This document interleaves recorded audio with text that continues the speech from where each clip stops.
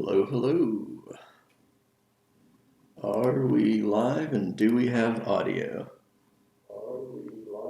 Yep, looks like that's working. Great. Welcome back to my font project. Today we are going to be filling in glyphs. So this is one of the specimens that I can produce with my font library. This is with the Cooper Black font. It's a very famous font. It's on the cover of the Beach Boys' Pet Sounds album cover. It's in the Wise grocery store logo. You've probably seen it all over the place. But as you can see, it's just the outline of the font. Like we have this circle, I guess it's a circle, around the outside of the O, and then we have an ellipse on the inside of the O, but we're not filling in the O or any other letter. So that's what I'd like to start working on today. I'm not sure if I'll finish it. But yeah, this is one of the specimens from my font library. I can scroll through a few of the other specimens. There are about 500 fonts that I have installed on this Windows system. And out of those 500 some files, there's only one that I can't support right now. And that's because it's like an emoji font, which has, I think it's called Unicode variation sequence, where like if you have an emoji, it might have a skin tone where like the default emoji might be yellow, but it might be like white or tan or brown or black. I guess those are represented with multiple Unicode code points. Like you have one code point for the emoji and then another code point for the skin tone. And that's handled with like a weird CMAP format. And yeah, so I'm not going to support it. I'm not going to bother supporting it. But all of the other 499 or whatever font files on my system, they all seem to be working with my library. I can't do languages like Arabic. I haven't tried Hebrew, but like Greek, Cyrillic, Latin, extended Latin, like European characters with accents, those all work with this library. But that's beside the point of today. Today we're going to be filling in glyphs. So let me get into tmux. Once again, I had to restart my computer, which was super annoying. You know what? I think I want a CD before I start tmux. That way, will it be in the right directory, or do I override the directories anyway within tmux? I can't remember how I have that configured. So now let's start tmux. Yeah, so that's in the directory I want it to be in now. Wait, no, this is like the default tmux session, so that's not what I want.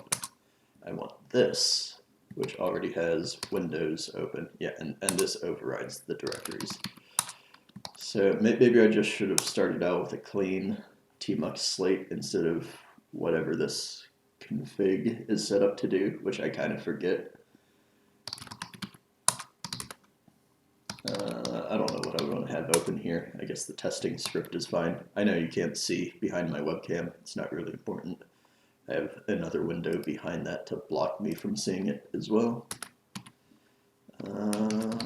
Where am I? I actually want to quit this, and then, yeah, I should have just started out with a blank tmux session, because I want to start them here.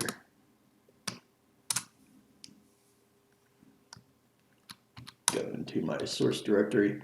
Maybe I should explain the structure. So all of my source code is in src, and then within src, we have the main program, which is kind of just a demo of the library. We have unit tests. We have some helper functions for Unicode transcoding. And this is the core of the library. The library is named Cali, as in calligraphy. It's also named after my cat, Cali. So this is the core of the library. Let me get some of those other files opened up too in separate buffers. Yes, main. Yeah, maybe just those two for now. Let me open up test, even if I'm not going to use it today.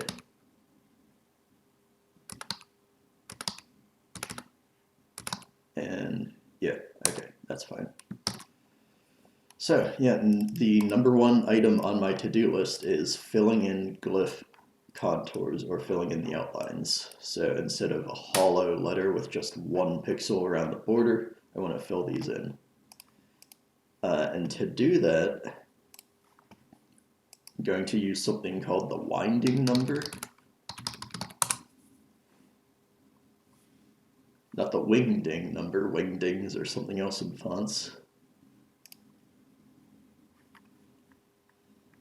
Yeah, so the winding number, basically if you have an arbitrary contour, or it could be multiple contours, like, no, I guess they don't have a figure for it, but like the letter A, the lowercase a, the lowercase d, let me go back to a font that had an O. I know we had an O recently. Well, this is actually a bad example, because this is an O with a single contour, because there's like this gap at the top of the O. That's kind of weird. Most fonts don't have an O like that, so that's not the example that I wanted to show. I know we had one not too far back. There we go. Divide, bold. So the O has two contours, and I can't remember which convention TTF uses, but actually one of these goes clockwise, and the other one goes counterclockwise, because the points that represent your contour are in a certain order. So these go in opposite directions. And when we're doing the winding number, this figure shows one contour. As you saw with that O glyph, you could have multiple contours. This contour goes in a certain direction. So we're going to render some pixels. We're going to render across a row of pixels. And at each time we cross the contour, whether that contour is going down, like it is here, or also here, we're going inside of the glyph. And then we get to point P. So this is like enclosed twice. Actually, it has a winding number of 2. So this pixel would be turned on. We would fill in this color. And then we would keep going across a row of pixels. When we get here, we subtract 1 from our winding number because this contour is going up instead of down. Here we actually add 1 again and then subtract 1 again. And then finally, we subtract 1 again and we get to a winding number of 0. So that finally takes us outside of the glyph. And that's when we stop filling in pixels. And then you repeat that process for every single row of pixels. And that's how you should be able to fill in glyphs with a winding number. So let's start implementing that. The way that I have things working right now is I have these functions called draw line and draw Bezier 2, I think. That's not when I named them.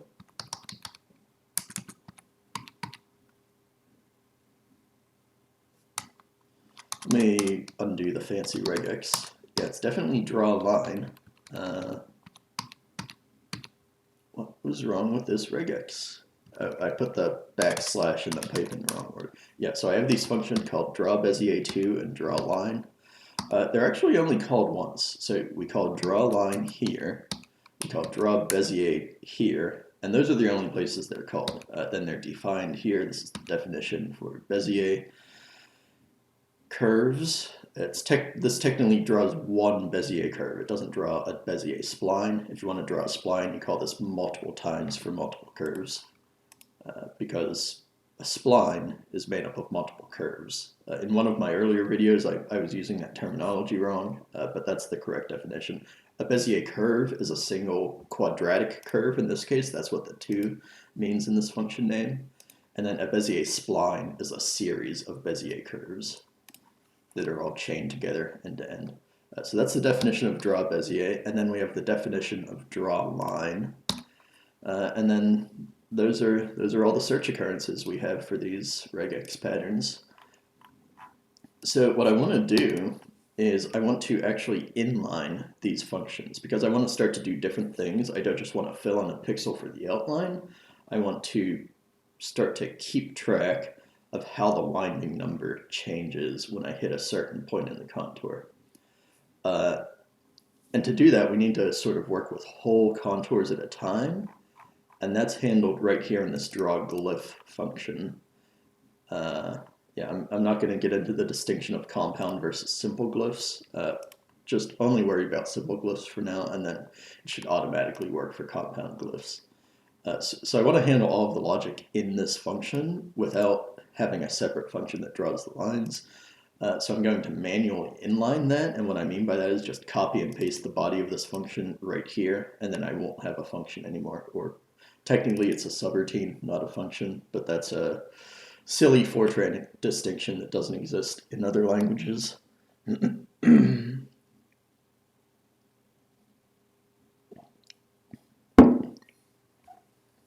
So let's inline draw line.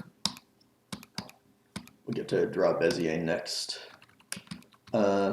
These functions are only called in one place, so there's not really like a dry methodology point of having it as a function. The nice things are that you can have local variables. Actually, I use it instead of I. So if I was using just I for this loop, that would be a problem when I inline this because there's already some other variable named I in the calling subroutine. And Fortran does not have like block scoping for variables like C does, so that would be an issue. No, I think I don't want to delete it. I think I just want to comment it out for now, but copy that. I think that's still on my clipboard. And then paste it here. Yeah, so the only point is local variables and indentation. So now I have to indent this a couple times. And we're still not even close to like the 80 character margin that I like to use as a consistent style. When I hit 80 characters, I start to wrap around. I don't really have to do it. That's just my style. Yeah, I think N might already be used. Maybe that would be a problem. Maybe not. No? Yeah, I have N inside of structs, but not really a local variable named N. I probably want to copy these declarations too.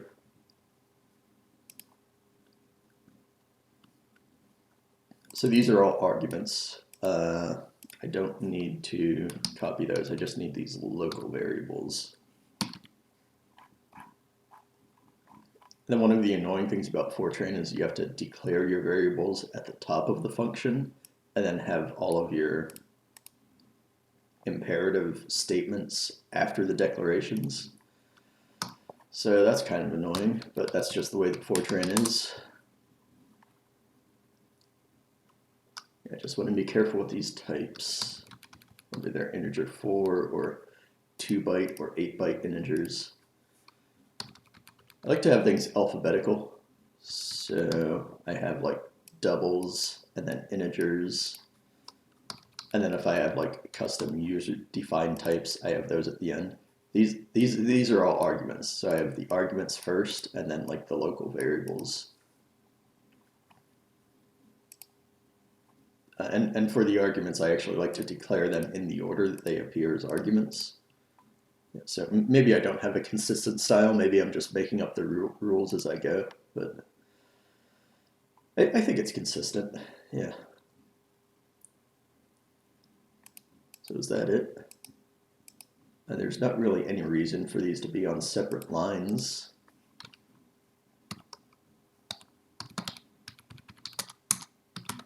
Same with T, that can be on the same line. So I think that should inline the draw line function.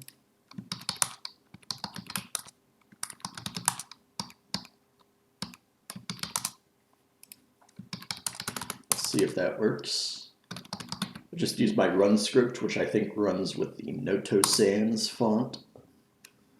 Noto Sans? It's Noto Sans.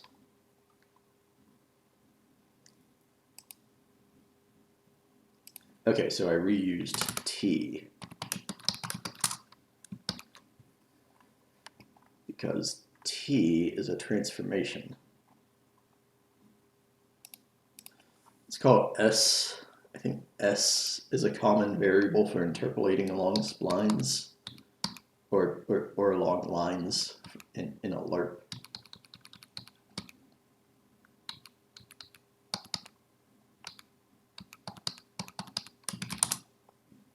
But then like this IT, it now means iterator. It's not IT, it's iterator. So That variable name is still okay.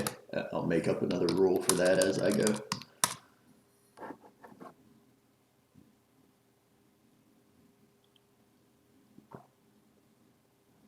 Yeah, and now these were arguments, which I can just search and replace with whatever. So this is xj and then xjn.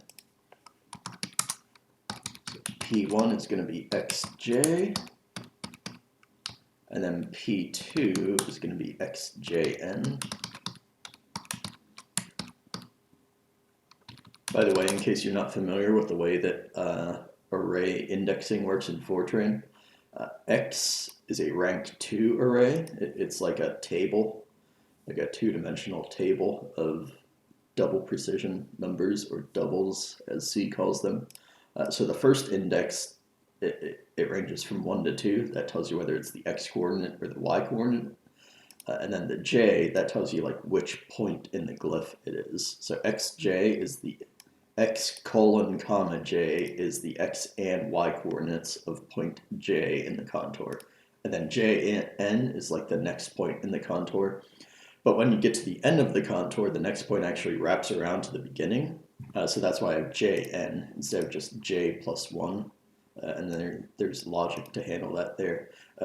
I developed this live on stream, so if you want to see me developing that block of code, go back several videos. I can't remember which one it was.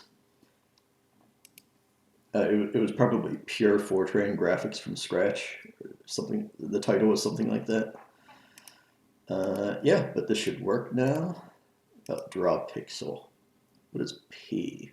Oh, P is just a local variable. Okay. Yeah, I think that might compile now.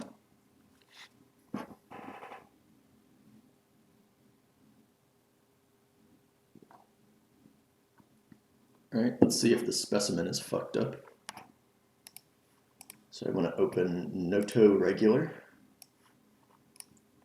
Let me sort these by modification. So there it is, the most recent file. And yeah, we still have, I don't actually know what's a spline, what's a line segment. I assume that these L's are composed mostly, if not entirely, of line segments. So let's assume that that worked. That was inlining draw line. Now let's inline draw Bezier 2. And it's going to be like the exact same thing.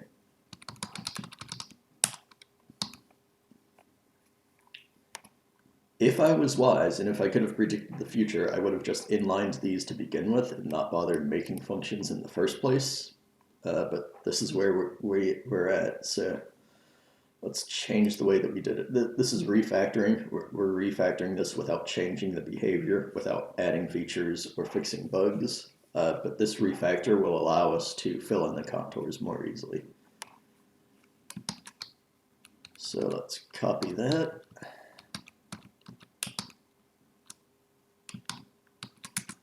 Comment it out. And then paste it right here. Again, we need some more indentation. I think N and IT are already local variables, and P as well. But T, we had this problem with T. We're going to have it again. So let's call this S. S is now the thing that interpolates along the lerp, or the lerp of the lerp for this quadratic curve. And then P1, P2, and P3. So this is easy. It's just A, B, and C.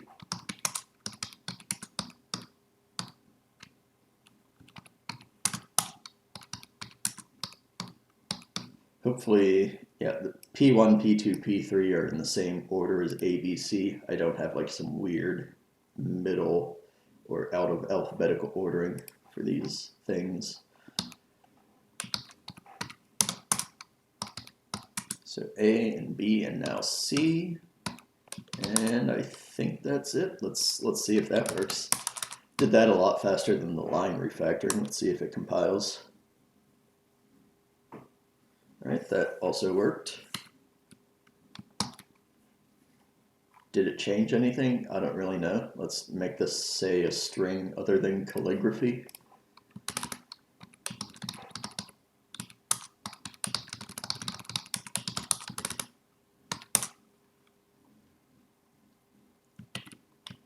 Oh, yeah, my keyboard shortcut got wiped out again. I don't know why GIMP does this. Maybe it's because my computer shut down suddenly without me closing GIMP properly. But I want to be able to quickly reload a file with revert. So let's call that Control R. And now Control R. There we go. Yeah. So we just refactored those functions and inlined them manually. Some compilers or some languages have like some sort of directive where you can say like inline this, and then that's more of like a compiler optimization thing. And as far as I know in C, like it kind of just ignores that most of the time anyway, and your inline directives don't really do anything. But this is manual inlining, so I just took the body of the function and pasted it where I called it. And because I'm only calling it once, like it's fine to do that manually. Yeah, so that's the refactor. I probably want that to be a commit.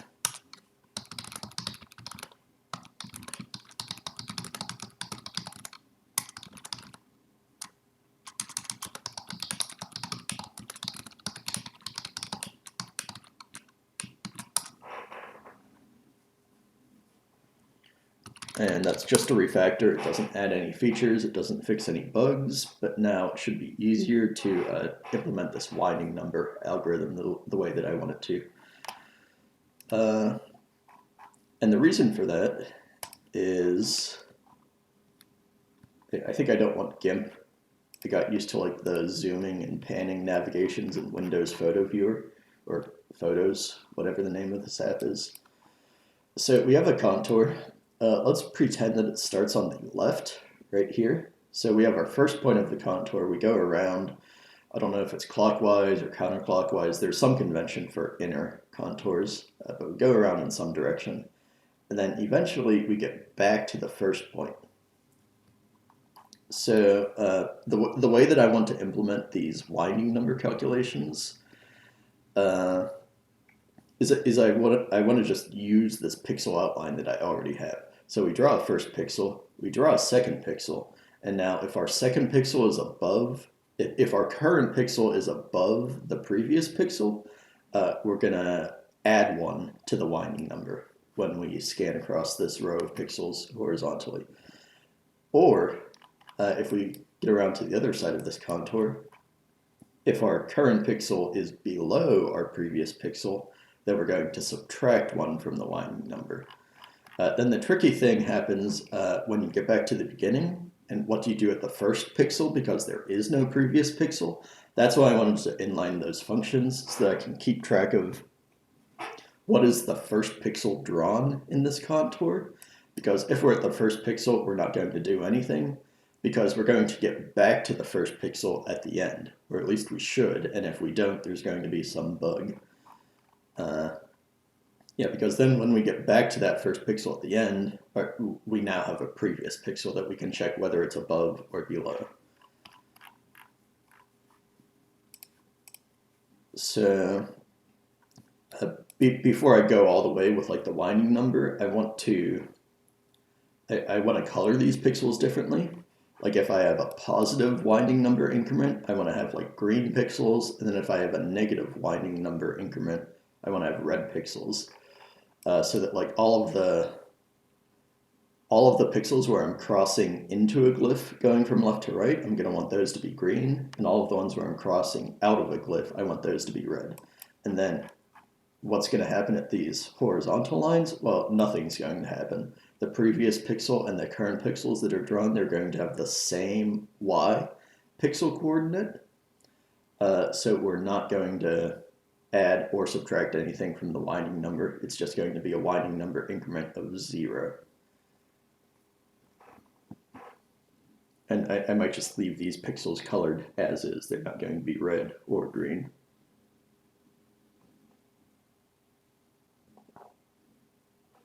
So that's going to be the first step, and then we'll go in and fill everything in. And this probably isn't optimal. You could probably devise these algorithms in some more efficient way, but YOLO, this is a side project. Who really cares that much?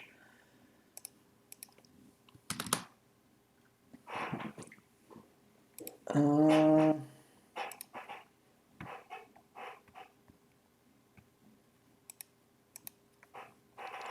want to refactor the way that draw pixel is done too, because this is a real number, I believe. Yeah, this is like one of the last things I did on the last stream. I changed this into a real number. If I want to know which pixel I'm filling in, so right here we have a horizontal line. And in terms of pixels, it is a horizontal line. But if you represented this with real numbers, there's probably a little bit of a slope here. Like it's probably sloping up a little bit right here. At the middle, it is perfectly horizontal. But then at the end, it's sloping down. So I don't want to look at like the real number slope of my line. I want to look at the pixels and see if those are horizontal or not. Because the pixels are what we care about in the end. Like I'm not doing a vector graphics library. If I was doing vector graphics, maybe I would want these to be real numbers. But I want to go back to integers everywhere for this. So I want to like partially inline this part. I still want the bounds checking inside of a function because I don't want to copy and paste that in two places.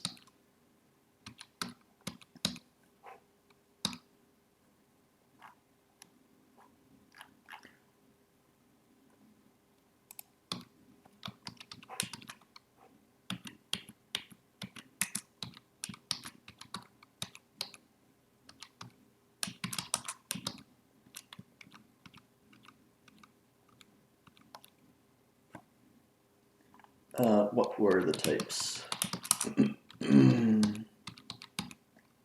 They are just plain old integers.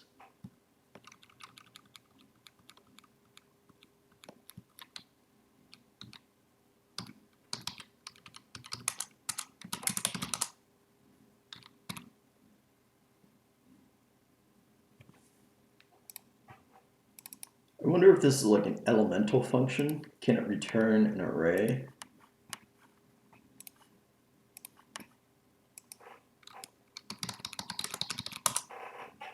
Like, do I have to call it once for each component?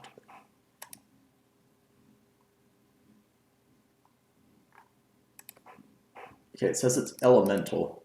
So an elemental function in Fortran, if I remember what this means, I think this is what I want. It could be a scalar. Like I'm calling this with a scalar right now, so I'm calling the x coordinate, which is p1, and setting it to ip1, and then I'm calling the y coordinate p2 and setting that to ip2. But the argument of this function could be an array. That's what an elemental function is in Fortran. So if we call it with an array, then it returns an array. So I think I can just do this. I don't have to call each component individually. I can just do the whole array, and now this is like vectorized, and it's fewer lines of code. Yeah, and then I want this function to then take an integer again. So like this is essentially undoing what I did at the end of the last stream, but I didn't know that I was going to have to refactor it this way for this algorithm. So if only I had the gift of foresight.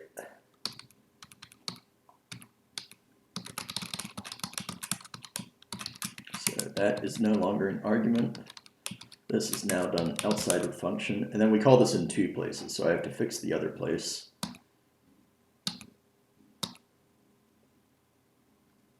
Right? Yeah.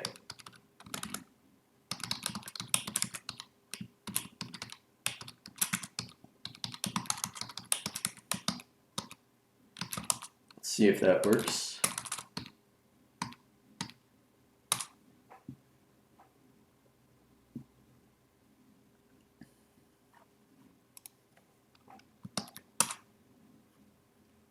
Seems to work. And we're back to calligraphy now. It's no longer big chungus. The problem with outlines or contours only is that this image doesn't look good at every zoom level. If you're seeing this on stream and thinking like maybe this looks better on his monitor, it doesn't. It also looks like shit. If I zoom in one chunk to now 100% in GIMP, kind of looks okay. I'm not seeing any holes. If I zoom in more, you start to notice like the pixelation of these things. Hopefully when I fill in the contours, it's going to look a little bit better at different zoom levels. Obviously, these are raster graphics. Again, it's not vector graphics, which would look good at any zoom level automatically. But I really don't want to do vector graphics for this library because like at the end of the day, everything is raster graphics. When you look at a PDF file or like an SVG file on your monitor is just pixels.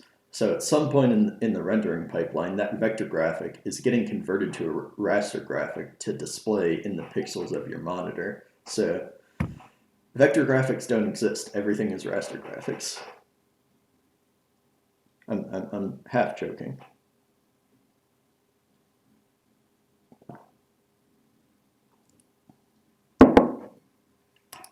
Maybe I want to commit that too.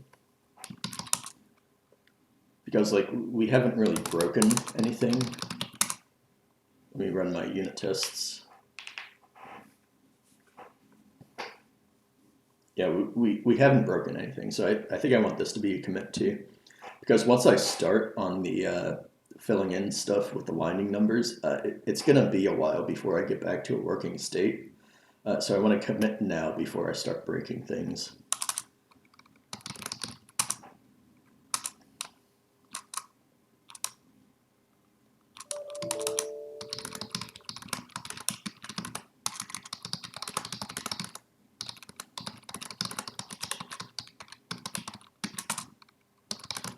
So we have real arguments. Well, originally we had int arguments for draw pixel. Then in the last stream, I changed that to doubles.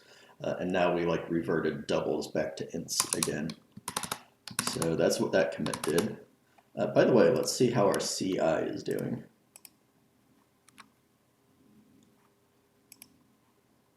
Last commit passed, current commit is running. The tests ran locally, or they passed locally, so I'm going to assume that it works. All right, now I want to start keeping track of whether I'm going into a contour or out of a contour. And like I said, we're going to have a first point where we don't do anything. And the reason I wanted to inline those draw line and draw Bezier functions is when you start drawing a glyph, you don't really know ahead of time whether the first part of that glyph is a line segment or a Bezier curve. So your first pixel of the contour could happen in either one of these places. And rather than like, I didn't have to inline these. We could have done this by like adding a whole bunch of arguments to these draw line and draw Bezier functions to keep track of like whether we're on the first point or not. But I think it's easier to just inline them, especially since they're only being called in one place. Oh. Yeah, I mentioned on the last stream that I had not used any logical variables yet in this library. So we're finally using a logical variable. We're going to keep track of whether we're on the first point of the contour or not. So this is going to start out as true. And then once we draw the first point, we're going to set this to false. And it's never going to turn true again until we get to the next contour, actually. So I don't want to initialize it here. I want to initialize it at the top of the contour loop.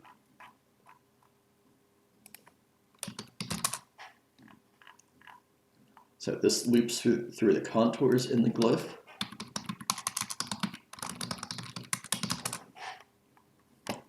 And what a contour is, like this letter Q, at least in this font, it has two contours. It has an outer contour going around the outside and with like the tail of the Q. I don't know what this is called. I'm going to call it a tail. So that's the first contour. And then we have a second contour going around the inside. And because one is an outer contour and one is an inner contour, they're actually going in different directions. One is clockwise and one is counterclockwise. Yeah, so this is the loop that goes through the contours, and then within the contours we have another loop that goes through the points of the contour. And now what I want to keep track of is if we're on the first pixel or not.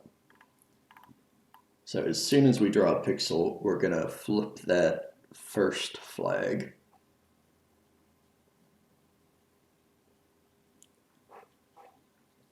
And I want to keep track of the current pixel, and I want to keep track of the previous pixel.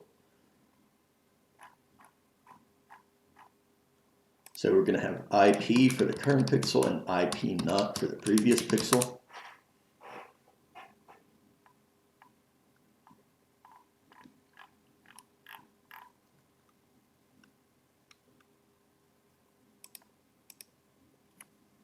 And then after we draw the pixel, we're going to update the previous pixel to the current pixel. So the previous pixel is now the current pixel. And I want to do this in the other draw pixel thing too. I'm gonna have some code that's a little bit wet, not so dry. We're gonna do like the same logic after drawing a pixel, whether it's a line segment or a Bezier curve.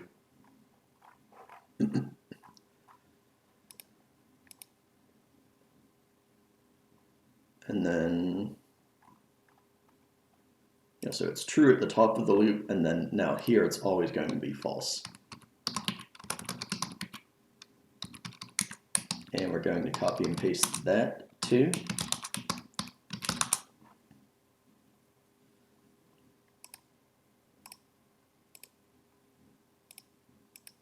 And okay, this turns out to be fairly simple, I guess. Delete this first of all, but now we can do the coloring for the winding number. This is like a visual debugging thing. First I want to color the pixels. That's not what I wanted to look at. So as like a visual debugging technique, and I might have this convention backwards on the first try, it doesn't really matter what your clockwise or counterclockwise convention is, as long as you're consistent. Because when you're filling in the glyphs, you fill in anything that has a winding number that's not 0. So it doesn't matter whether your winding number is positive or negative, as long as it's not 0, you're going to fill it in. And because of that, it doesn't really matter whether you're crossing in or out on the first intersection, because the sign of the winding number doesn't matter. So I want like these pixels to be green because we're going in, and then these will be red because we're going back out, and then these will be green, and then these will be red.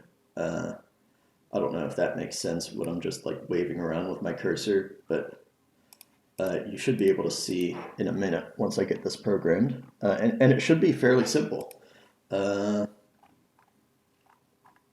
When I have like some special parameters for red and green.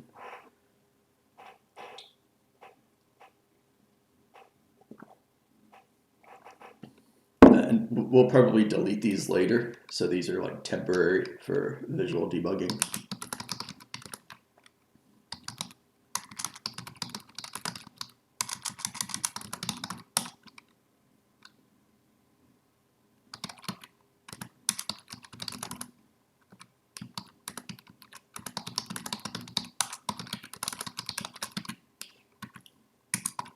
Actually, I already have green in the example, so I'm just going to reuse that.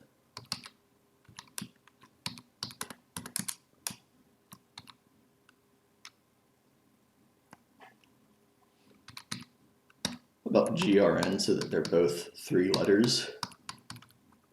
And I don't have to have this weird extra white space to force things to align. RGB alpha, the last 2 F's are always alpha in my colors. Because I'm encoding my colors as 4-byte integers, so I have a 4th byte. I might as well use it for alpha, even though I'm like not handling alpha blending anywhere in my library. And then the final ppm export doesn't even have an alpha channel in the file. But it's there in the type in case I want to add it later.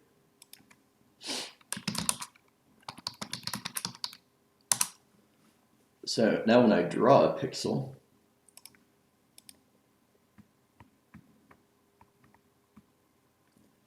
For the horizontal pixels, I'm not going to do anything. These will stay the color that they are currently. Maybe I should do Noto Sans because this is going to be the one that we're looking at. Again, I mean, it's a slightly different Q, but it looks essentially the same rough shape as the Q from that other font that we were just looking at. So again, there's like a horizontal segment at the top. So this is going to stay black, but then like the contours where it goes up, like I want this one to be green, and then the rest of the pixels in this line will stay black. But this one will also be green at this corner. This will be green. And then on the other side where we start sloping down, this pixel will be red because we're like going out of the contour. And then the rest of the row will be black, and then this one will be red. So that's what I want this to look like. Let's see if I can program that. Yeah, and we're just going to check the y coordinate, but we're going to ignore the x coordinate because when I'm filling in, I'm going to scan in horizontal scan lines. So I only care if the y component is changing.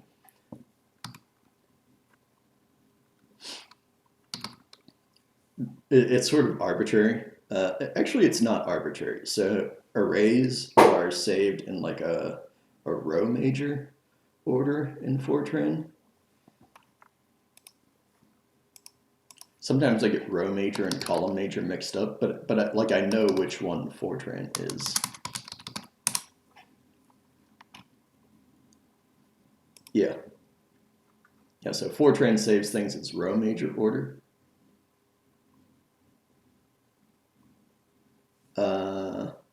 No. Yeah, Fortran is column major. But I'm sort of like transposing things. Like in my canvas argument, I use the first index for x and the second index for y.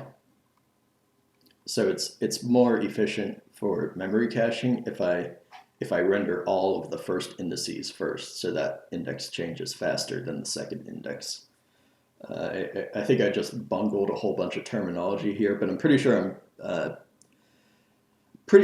I'm programming it correctly, even if I'm not explaining it right.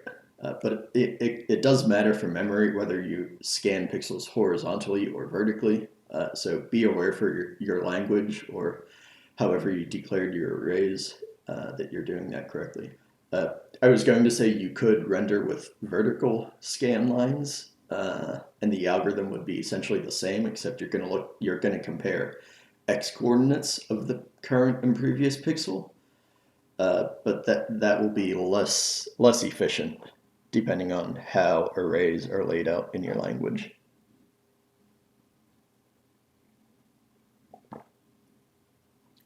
But for me, in this implementation, I care about the y coordinates.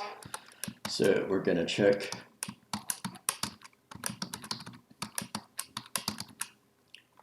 if we're going up, then we're going to draw a green pixel. And again, this green, red, or clockwise, counterclockwise, or up, down, whatever the convention is, I might have it backwards. So be aware of that.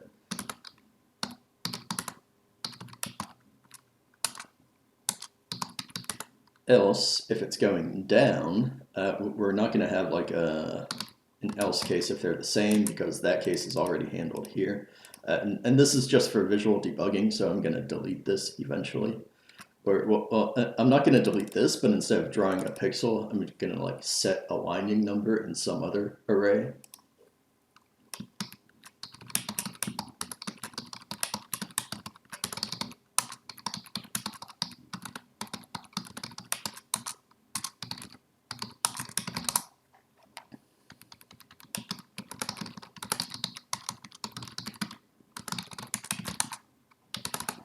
So let's see what happens. Probably won't even compile.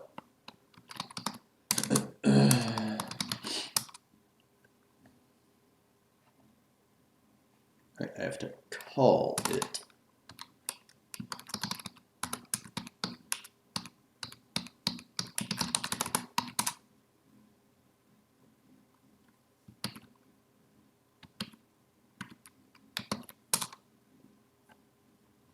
That didn't do shit.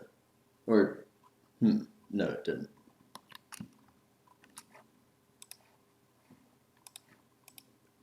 So what happened?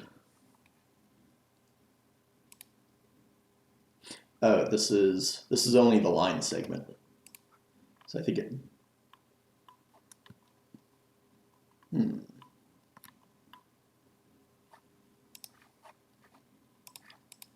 Yeah, that's not really what I expected. Because we set IP, and then after that we update IP not. Also, I want to only do this if it's not first.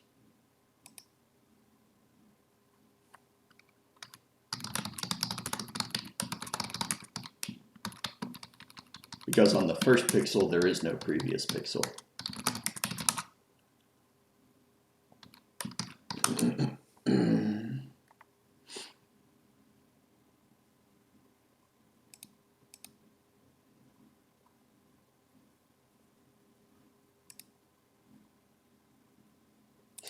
Oh, I know. So I'm breaking the line up into n pixels. So I think I set a pixel to red or green, and then I overwrite it, and it happens to be the same as it was before.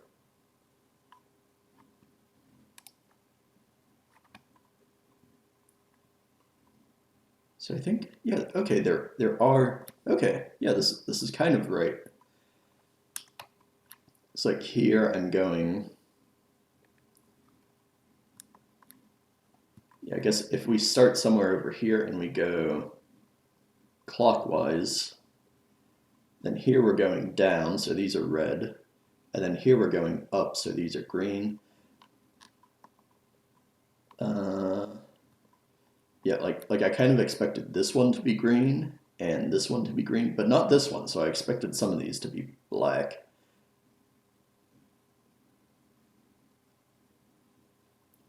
And that's because like I'm overwriting the same pixel again.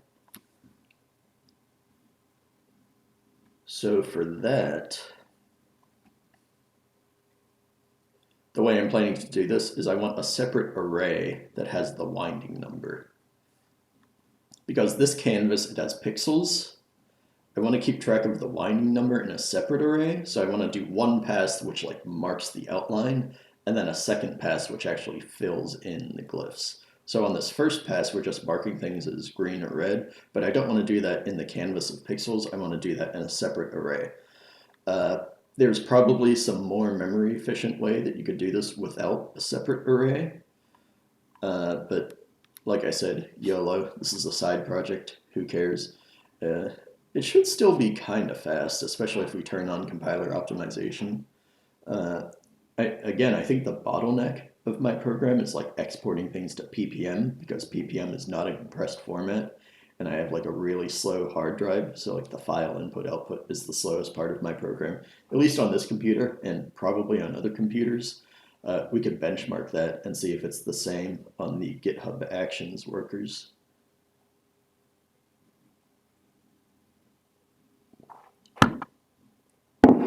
Sorry about that. I think I bumped the mic. No, I think I bumped the speaker. I don't actually know where the mic is on this webcam. Yeah, so I want a separate array. And actually, I haven't decided. Eventually, I might want like my winding number array to just be like the bounding box around the glyph. But for now, I think I'm going to have a winding number array, which is the exact same size as my whole pixel canvas. And then this is definitely not going to be efficient. We're going to like mark the outline, and then we're gonna scan the entire canvas to render one glyph. That's not going to be efficient. I might actually optimize that part, but probably not today.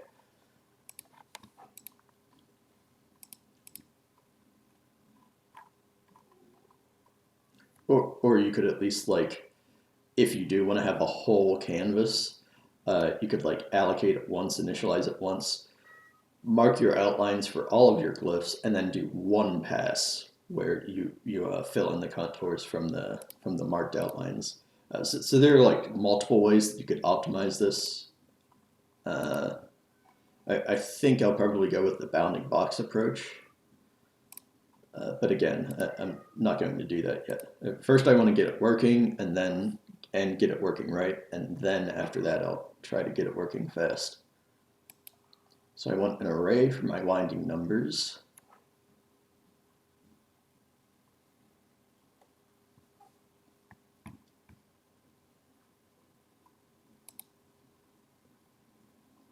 I think I want to make it integer 1.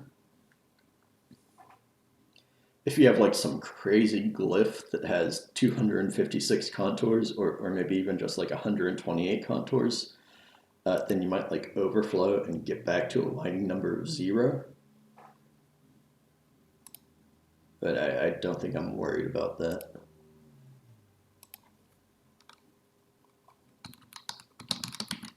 So I want to save a little bit of memory here by having my winding number canvas as 1 byte integers. And then we're going to allocate it to the same size as the canvas. I only want to do this in the simple glyph section.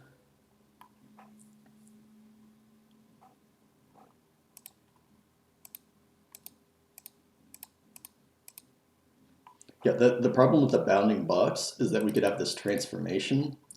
So a glyph does have these bounding box members, xmin, ymin, xmax, ymax, but when we draw a glyph, if it's a compound glyph, there's this transformation t. So if there's a transformation, that's going to change the bounding box. And then I either have to like apply this transformation separately to the bounding box, or I have to like just check the min and max of this array. So getting the bounding box of a glyph is not totally trivial. That's one of the reasons I don't want to do it yet. Also, you have to be careful with the translations, because if you have a tight bounding box and then you're rendering your glyph somewhere translated off with like these global x0 and y0 translations, then you also have to keep track of those. So those are the reasons that I want to do just like a whole canvas winding number array to begin with.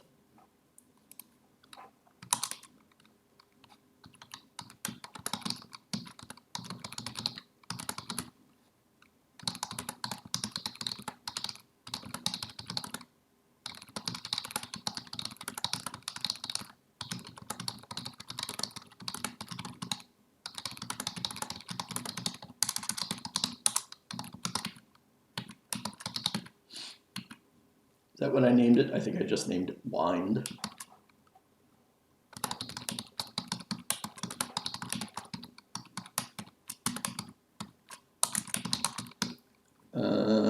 Yeah, I'm going to want to initialize that to 0. By the way, initializing arrays in Fortran, so easy, no loop. I guess you can do that in C as well. I actually didn't know about that until recently, but I think there's a way to initialize a whole array in C without like having to call memset. Anyway, I'm not like a C expert. I'm a Fortran guy. That's why I'm developing in Fortran on a stream. But yeah, it's allocatable.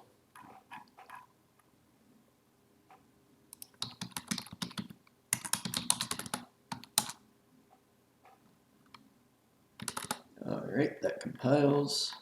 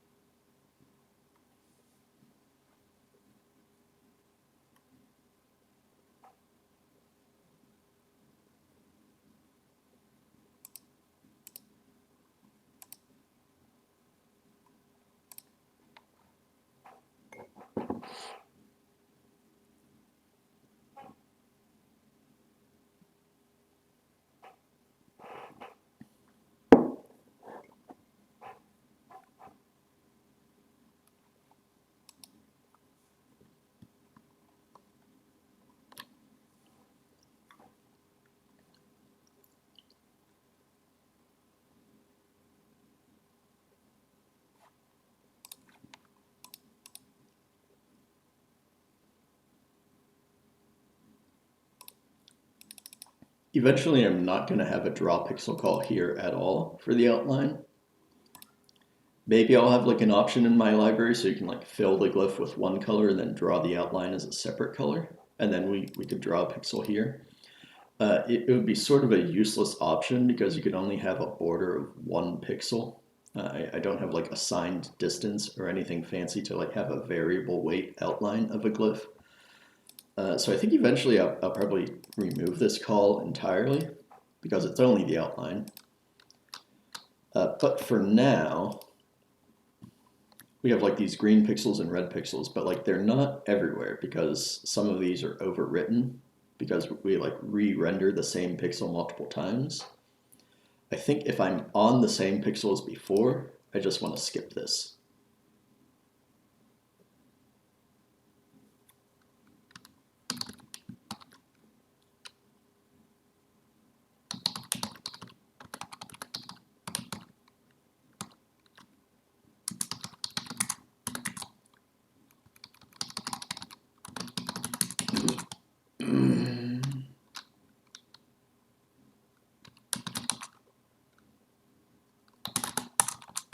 I think that's what I want. And now I should have like green and red pixels everywhere that I originally expected. I hope. Yes. Okay, so that's what I expected originally. So you can see as I'm going to scan from left to right, when we hit a green pixel, we're going into a glyph. When we hit a red pixel, we're going out of a glyph. And then like here on the corner, we hit this red pixel, we're going out. This pixel, we're not going out again because this is like a little horizontal line. So it's sort of the same case as this larger horizontal line. We go into the glyph once and oh, okay, here's a problem.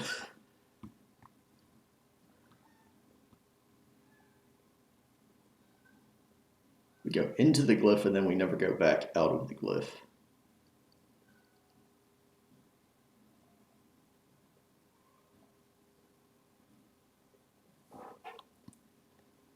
Yeah, I hadn't considered that.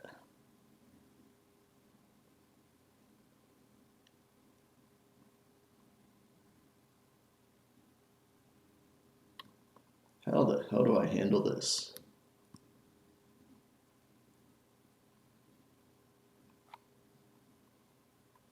And then here's another bug. We never go into the glyph, but then we come out of the glyph.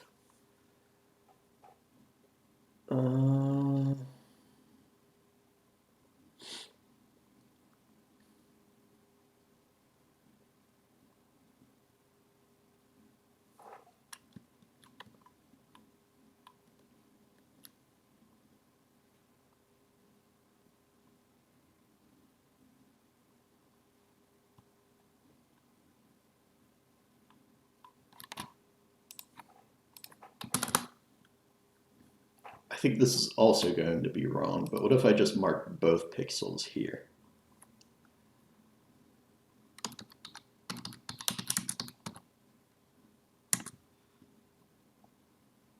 Also, these are only, I'm not handling the splines yet. The splines, I have to like copy and paste this code down here for splines. So yeah, like the O is just entirely black because I'm not marking pixels for splines yet, or Bezier curves. I'm kind of surprised that this part of the T is line segments and not Bezier curves.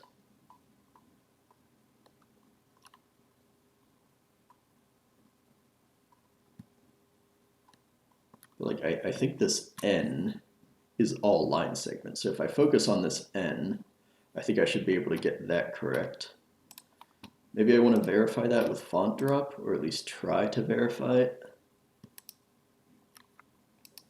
I think I want another window.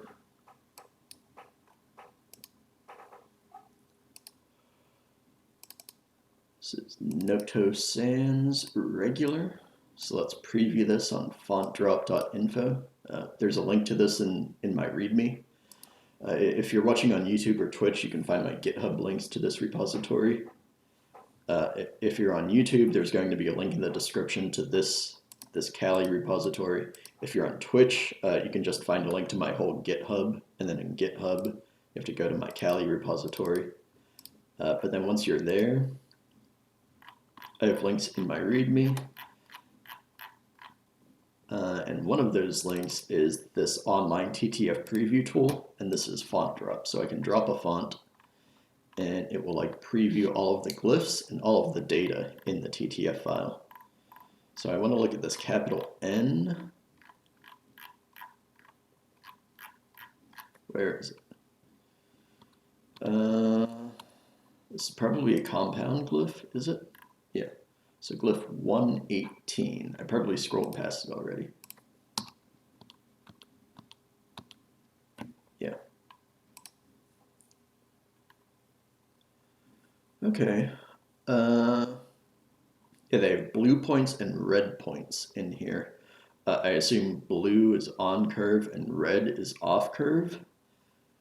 So if there are red points, that means there are actually Bezier splines or Bezier curves in here, which is kind of surprising because it looks like they're just straight quadratic curves anyway, like they're degenerate quadratic curves. So does that match what I'm seeing? Yeah. So all of these pixels are black. That's because this is actually a spline. And I didn't write the red-green marking code for splines yet, or curves.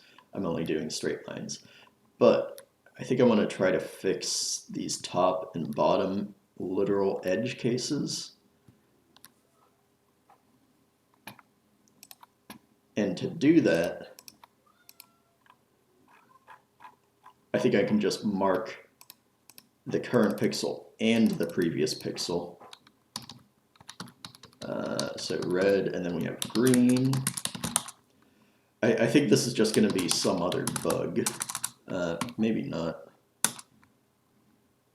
Like this might also be wrong. Let's see. Yeah, so this is also wrong. It fixed this line. If we rendered this line of pixels, that would be correct. But if we go to this second line right here, we go into the glyph, then we go out of the glyph on this pixel, but then we get to this pixel and we go out of the glyph again. That's not right, because that would take us to a non-zero winding number, and then we would end up overfilling too many pixels. So how do I handle this correctly? This is difficult.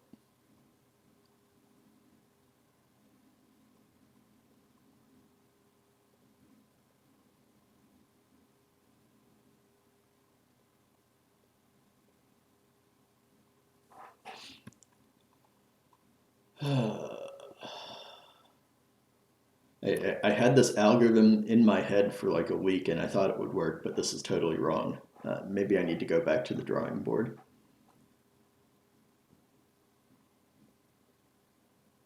So this one has to be red. One of these has to be red, but we can't have both of these being red.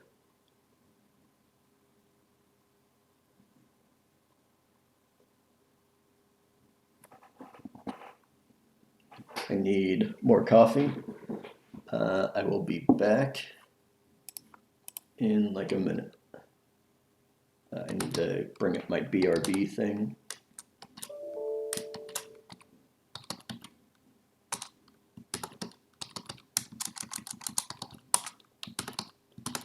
All right, I'll be back in 1 minute.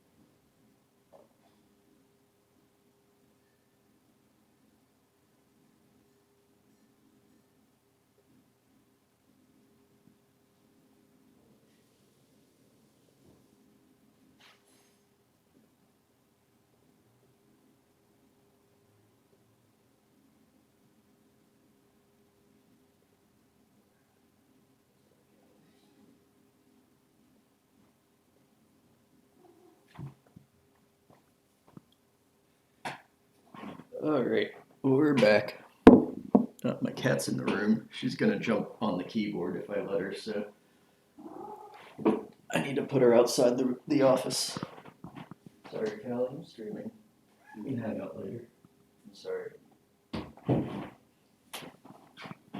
Okay, now we're back for real.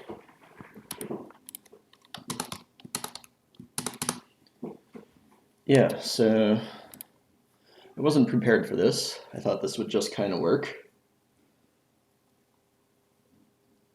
I might need to think about this for a while.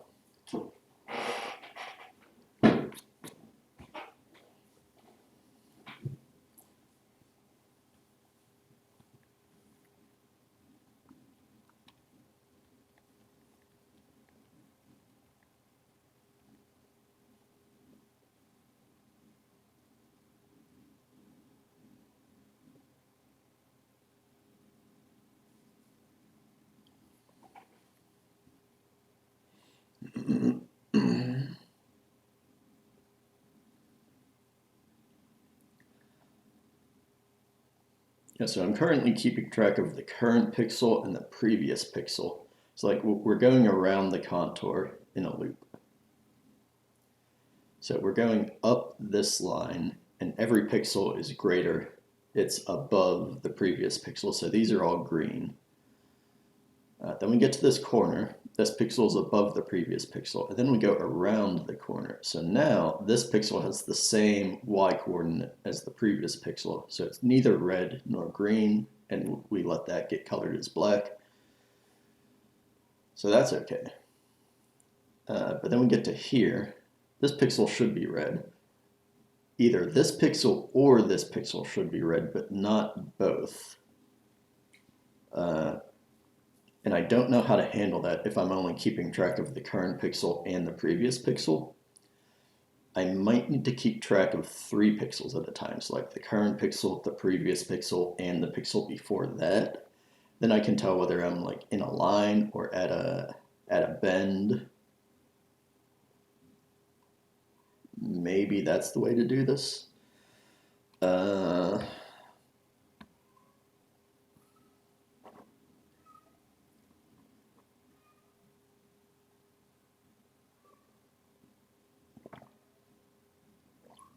There's a chance that I need to like end this stream and think about this for a while. Because I've been thinking about this for like a week and I had not considered this case.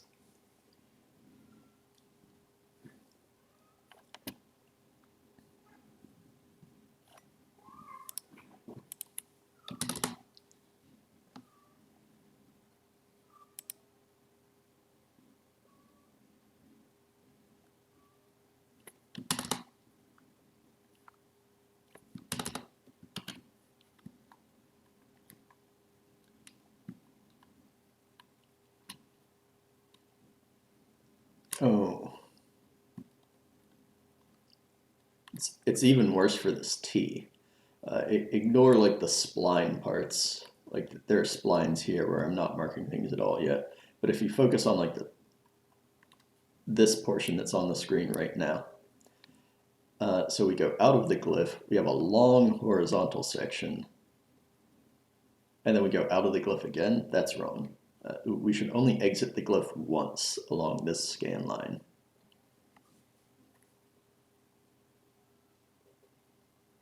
So you can't do this by just keeping track of 3 pixels because we have this whole horizontal section.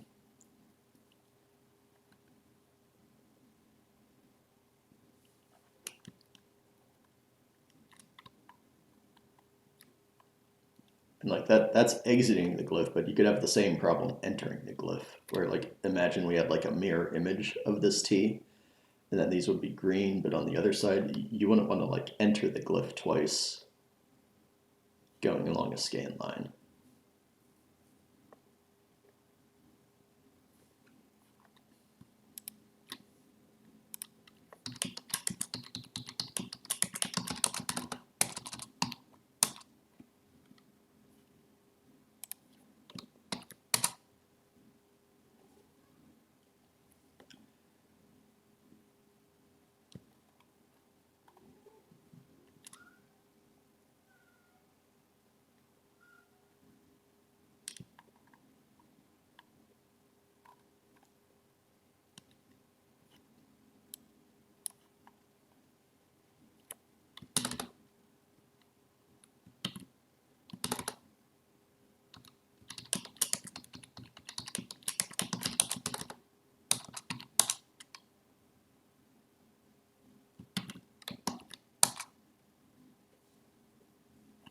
So these are all wrong, but they're all wrong in different ways.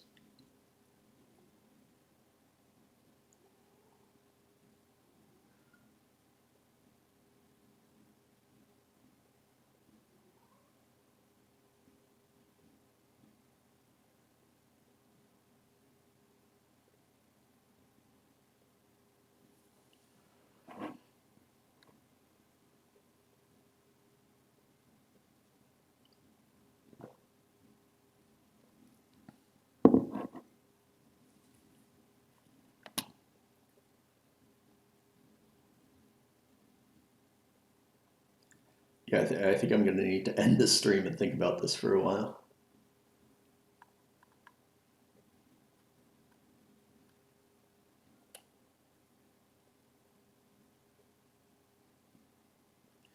Maybe this...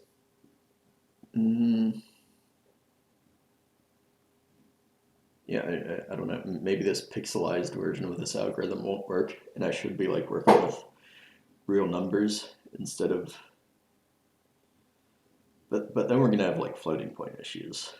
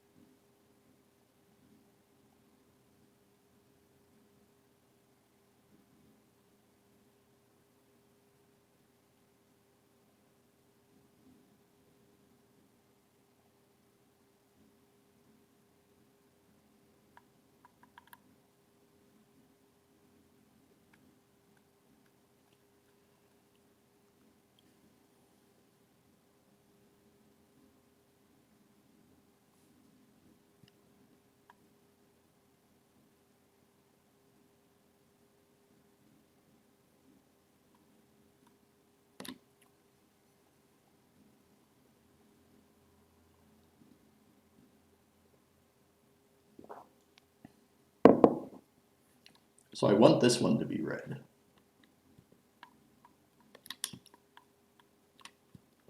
But I don't want this one to be red. Right? Because if we scan across this, we enter the glyph here, we have to exit at some point. So we have to exit here. So I want this pixel to be red. And that's like a weird case because we have a bunch of horizontal pixels in a row here. Now we have a similar case here where we have a bunch of horizontal pixels in a row. So this is red, but this one is correct for now at least. Like I've commented and uncommented a few things, but right now this part is correct. So this is red, we exit the glyph, and then we don't exit the glyph again here. This is correct. But this is nearly the same as this case, right? We have a long horizontal section. Here we don't want to exit. Here we do want to exit at the end. Here we don't want to exit at the end. So I think maybe I can keep track of that by seeing whether like the last colored pixel that I did was red or green, whether it was in or out, whether it was positive or negative. And then so if it's the same, like we have red and then we have red again, I don't want to recolor this pixel. I want to keep this black. But if they're different, in this case, we go from green to red, I want this one to be colored now, red. So maybe I can modify this algorithm to work by keeping track of like what the previous colored pixel was by the time I get here. So let's try that. I just minimized OBS instead of minimizing GIMP. All right, there we go.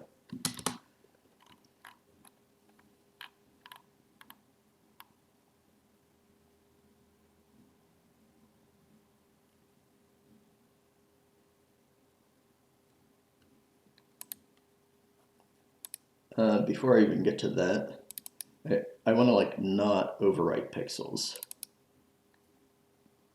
So I'm going to put all of this inside a block.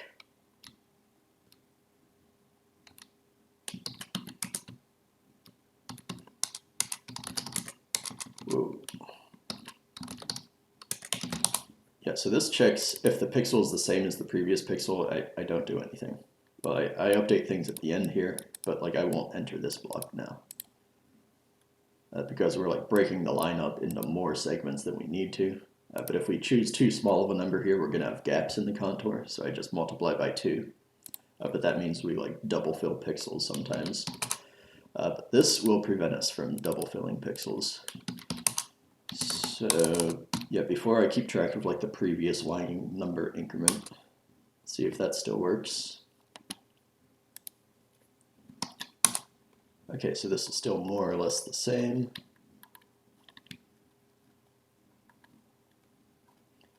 Yeah, so here, if the winding number is like the same color as the previous winding number increment, I don't want to do anything differently. But here,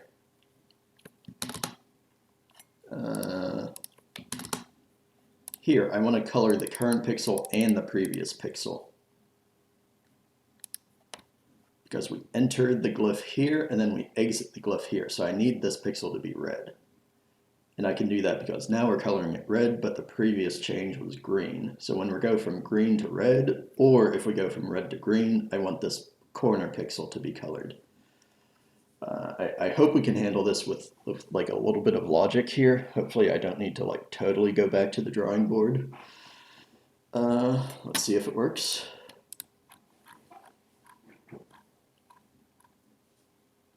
So I want like a positive or negative variable.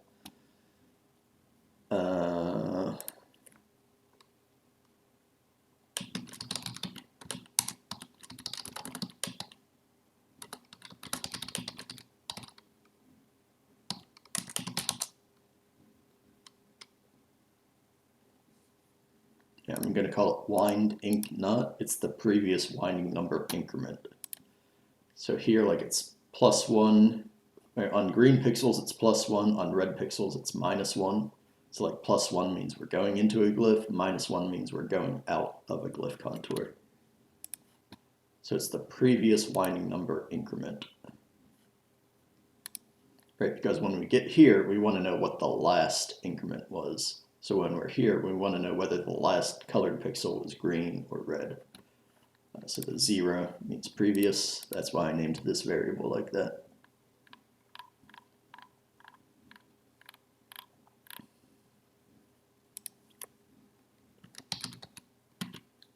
So red, we're going to say that's -1. Again, the sign conventions are kind of arbitrary. Doesn't really matter whether it's red -1 clockwise or whether it's green +1 counterclockwise, as long as you have like a consistent convention. So here it's plus, here it's minus.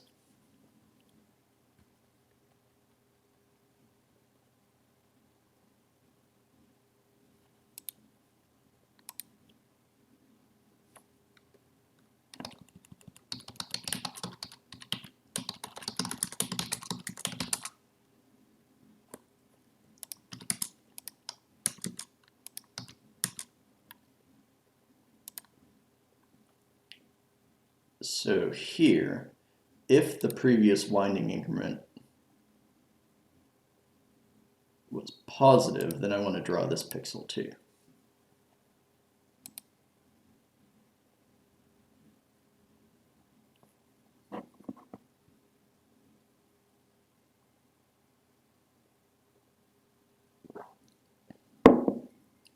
And we only enter this if it's not first. So wind ink will always be set to something. I think I want to initialize it to 0, just to be safe.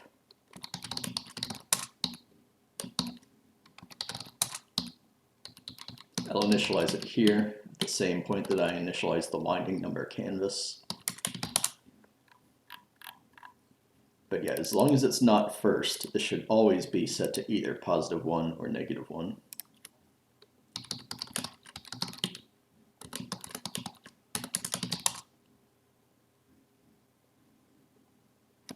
And then here I want to do the opposite. I want to draw this pixel if the winding increment is negative. It should always be +1 or -1. It shouldn't have some other magnitude. But yeah, I don't know. I'm programming it like this. So let's see what that does.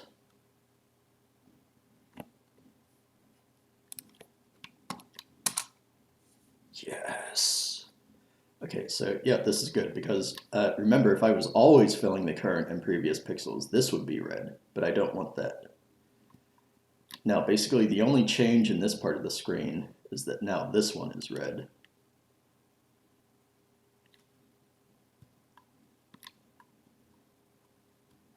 Somewhere in the N here, remember, come on, Chrome. Come on, Chrome. Somewhere in this N, we have a Bezier curve, and I'm not handling Bezier curves yet for this in-out marking. So right here, like ignore this part, we have all these black pixels which should be some colored, but I'm not handling the splines yet. But for the straight line segment parts, like up here, I think this is correct. So like we go in, we go out. And we don't have any like 2 red pixels in a row. That would be wrong. And then this part seems correct. Let's look at the T, because the T is sort of a different case. Yeah, now this is correct, I think. So as we're scanning across, we go into the T at the green pixel. These black pixels don't change anything because it's a horizontal line. Then we exit the T here once. We exit it once. We don't have another red pixel here, so this is correct. And then down here, it's sort of arbitrary whether you count these pixels as in or out, the pixels that are on the contour. I'm not really concerned about that yet. Maybe we'll go back and like make sure that those are filled in like a second pass. But yeah, scanning across this way, we don't go in yet, but then here we enter the glyph, and then we don't go out yet, but here we exit the glyph. So I think this is correct. Now I might be ready to copy and paste this to handle the splines, because here, like, there are a bunch of Bezier curves that make up a spline, but I'm not marking things as red and green yet. Yeah, so the S is mostly black. Yeah, let's copy and paste that code and do the same thing for Bezier curves that we just did for straight line segments. Because I think this is correct now. Once we actually start filling in things, we'll see if there are any bugs or not. Like if I have any mistakes, you might have like an entire row of black pixels that shoots out all the way to the right side of your canvas. So if we get that, that'll be obvious. But from looking at these red-green contour markings, this seems correct as far as I can see. It's hard to tell though, like maybe I'm just not seeing 1 pixel mistakes somewhere. But once we start filling in things, any mistakes should be very obvious because we'll have like a long black line or a long white line where there shouldn't be anything. Yep, all right, let's do it for splines.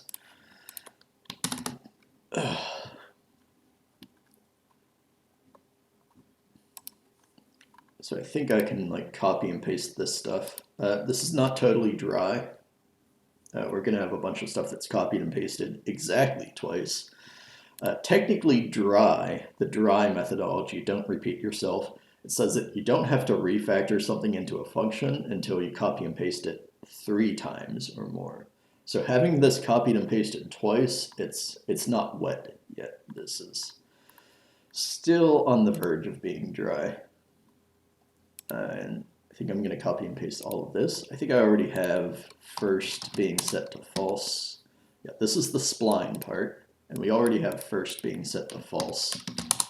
So I just need to copy like the if block. And then this should automatically handle the transitions from line segments to splines and from splines to line segments. Because we're keeping track of things on the pixel level, we're not keeping track of things on like the line segment or spline level. And it should be like right here. How do I have it? I think I'm not drawing pixels unconditionally. So we set IP, and then we have the if block that I just copied. So we set IP, I want to comment this out, and then I want to paste that block. And I think that's it. So let's see if that works for splines.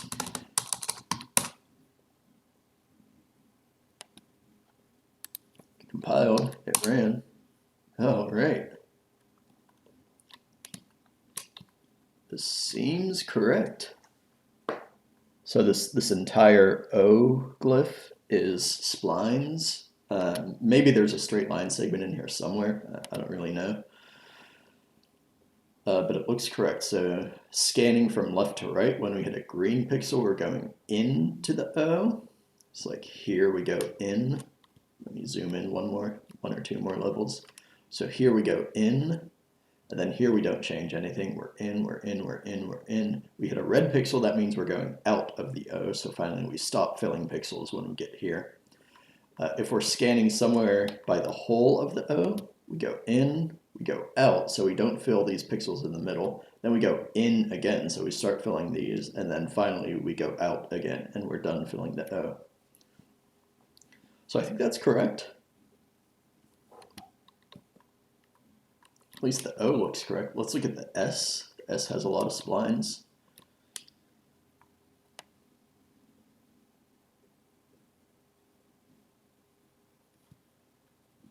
So this is cool. So we have in and then immediately go out again. So that seems to be correct.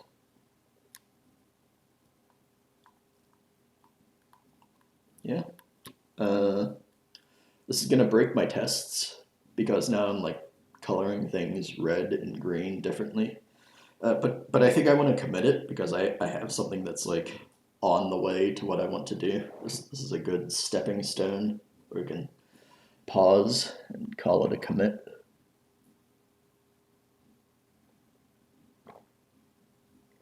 Man, I was worried for a second there. I thought this algorithm might not work, but I think we were able to. Oh god. Oh god. Oh fuck. As soon as I said that, I find the mistake.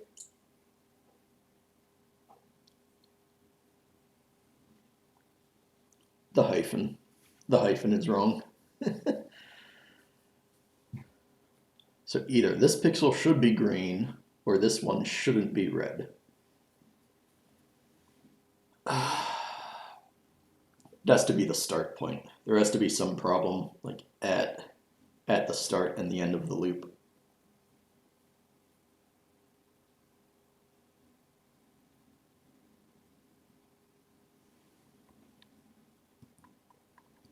Is there nothing in the end? Yeah, okay, we have a problem in the N as well.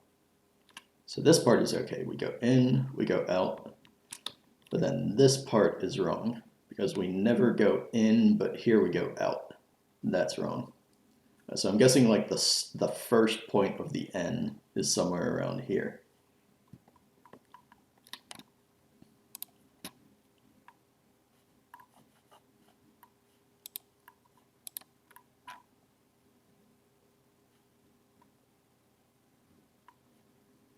Yeah, so X max is 663.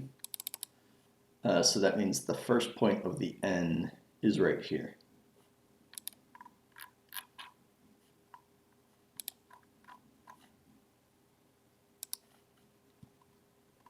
So this is the first point. Now when we go around the glyph, we loop back to the end. So the first point becomes the last point. So when we get to this as the last point, this is correct. But we start here, and when we're going in this direction, this pixel is not filled correctly.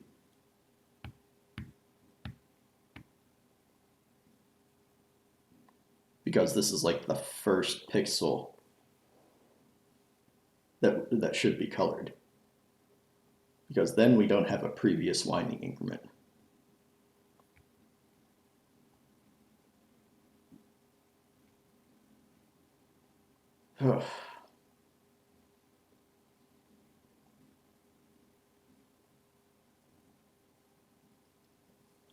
Maybe I just need edge detection.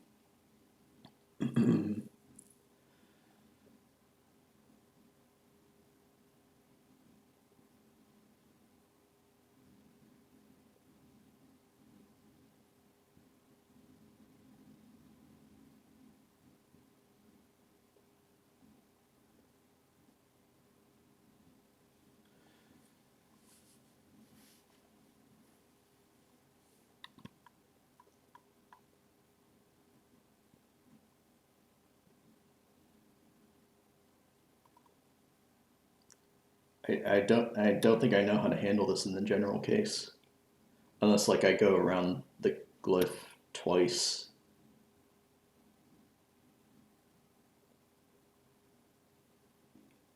Wait, what if I just go around the glyph twice? Will that fix this? Or not twice, but like start here, go all the way around, get to here, and then stop like around here.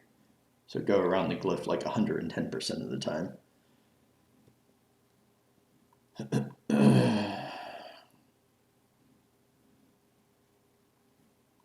Actually,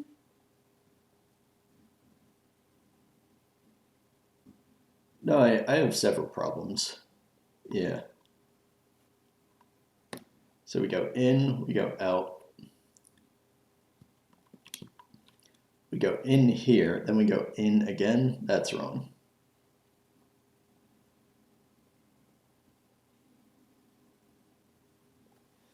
Yeah, I think I have to go back to the drawing board with this algorithm.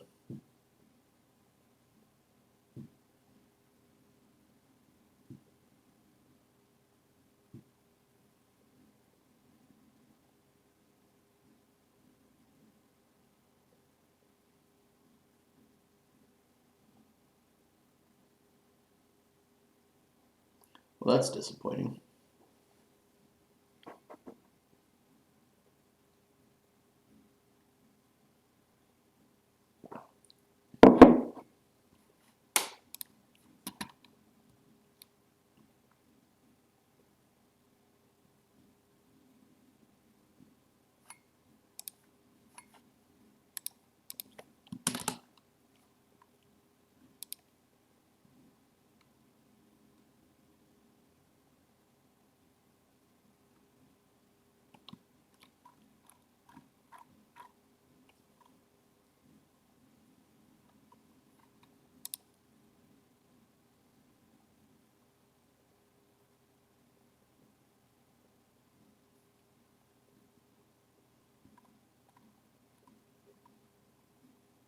I don't know. I've sunk like an hour and a half into this already. Let's see if we can hack it together to get it working.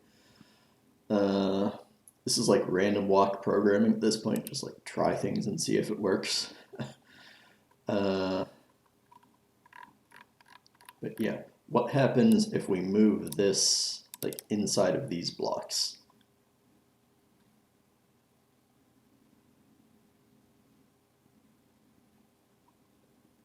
I don't think that's right.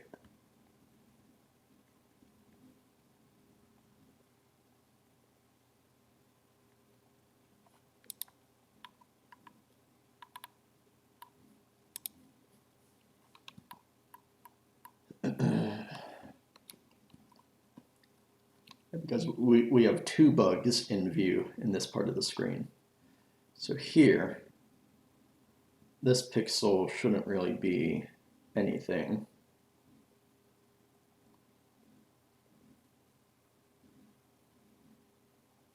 And then down here, we need this pixel to be green. So one of these is related to the beginning of the contour, because this is the first point of the contour. And then here, we actually don't know whether this pixel is going to end up as red or green, because we don't color this one until the end of the contour, because the loop ends where it starts. So then this is like the second point that we fill, and at this point we don't know how to color this, because we don't, in general, we don't know whether this was going up or down.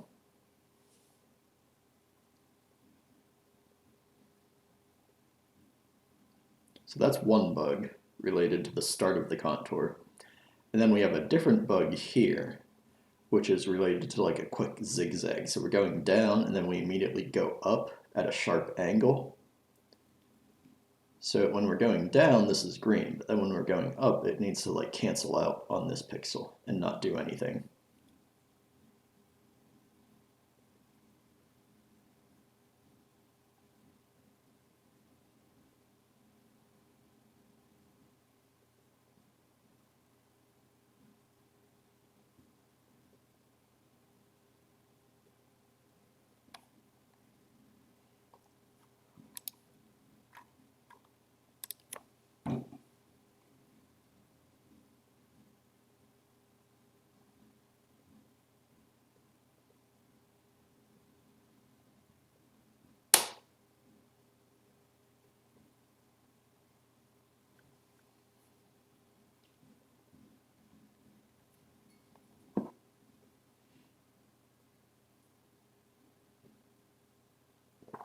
So the zigzag, that might be easier to fix, but because I've allocated this winding number canvas, but I'm not actually using it yet.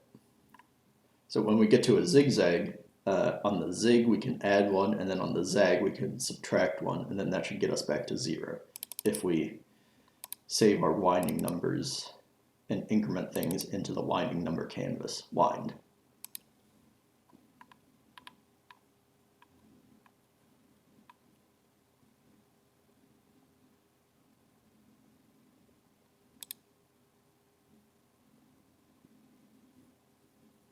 So I'm drawing pixels just as a visual debugging thing, but I don't want to draw pixels. I want to set the wind canvas.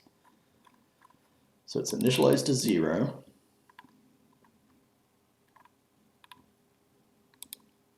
And then maybe I don't want to draw pixels at all in this loop.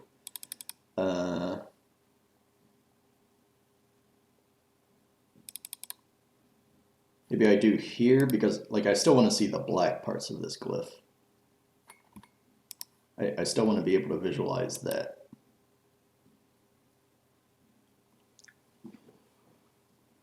But in here,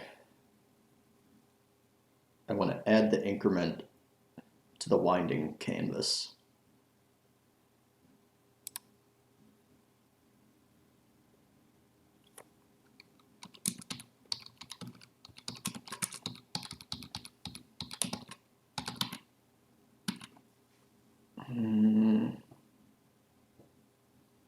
This is problematic because I need bounds checking. Let me program this anyway.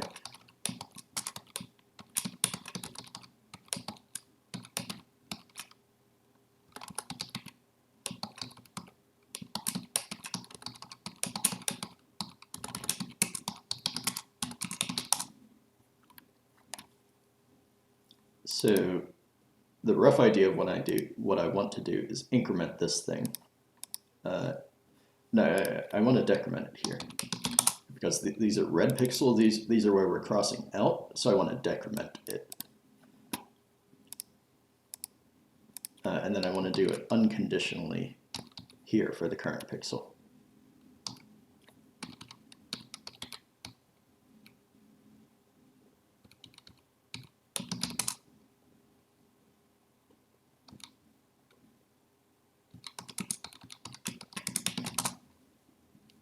And I want to set this array instead of drawing pixels, because this will need to handle cases where like a glyph contour intersects with itself. I think that should be rare for a single contour, but I can probably find an example of like a glyph where there are separate contours that intersect with each other. Bodoni. Oh, was it Garamond? Yeah, it's Garamond. So this is actually a diff. So these magenta pixels are like from some diff that I used to be running. We need higher resolution.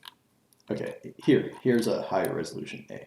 So the A, there's an accent, so the accent is a third contour, but the main body of the standard A without an accent, that's two contours. We have this right contour, and then we have another contour on the left, and these two contours intersect with each other. So right here where they intersect, we actually, these winding numbers are going to interfere with each other. So when we have two greens, they should add together and become 2. When we have two reds, they should be -2. And when you have a green and a red intersecting, they should cancel out. So that's what this should do, because we loop through every contour, and then we increment or decrement things. And so if there's a positive and a negative, they should cancel out and get back to 0. So that should handle that. And we want to do that instead of drawing a pixel right here. And then I still want to like visually debug this.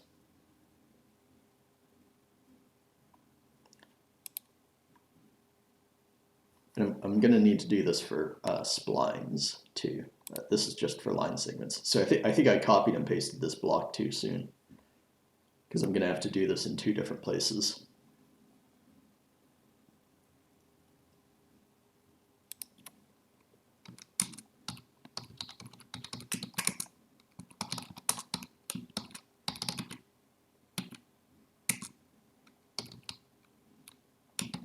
Be careful with my signs because this is the opposite case. So this is less than, and then this is +1. And by the way, with the bounds checking, let me finish this so I don't forget. So this is going to be +1 now. Yeah, so with the bounds checking, if you look at the draw pixel function, the way that this works is if you try to draw a pixel which is outside of the canvas, there's bounds checking built into this. So I think I want that for the winding number array eventually, but for now I'm just not going to do any bounds checking because like I don't even know if this algorithm is right. So for now there's no bounds checking. I just increment it unconditionally.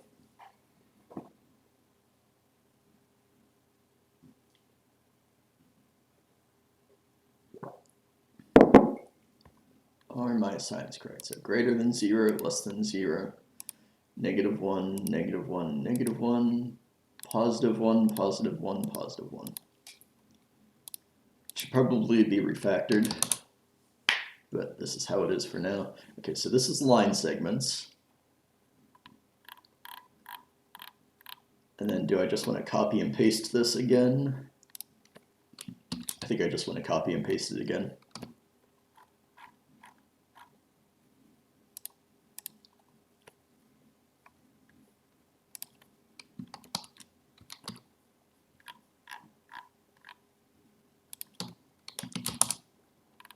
So now we shouldn't have any red or green pixels. We'll put that back in a second.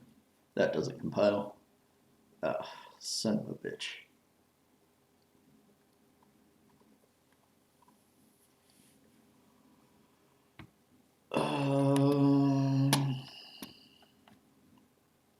Maybe it's just easier if these are int4.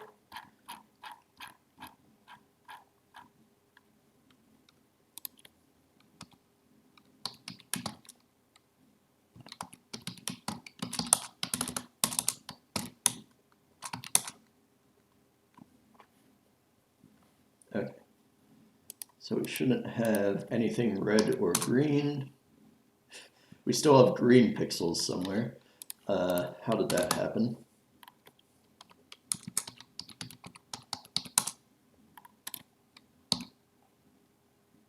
Yeah, I wanted to comment that out. Okay, yeah, so the red was commented, but I forgot to comment out the green, and then it's probably the same mistake in splines.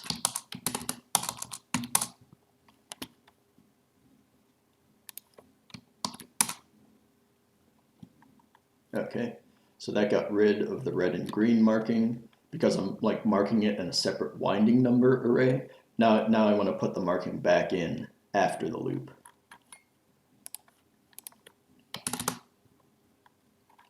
And I want a note about bounds checking.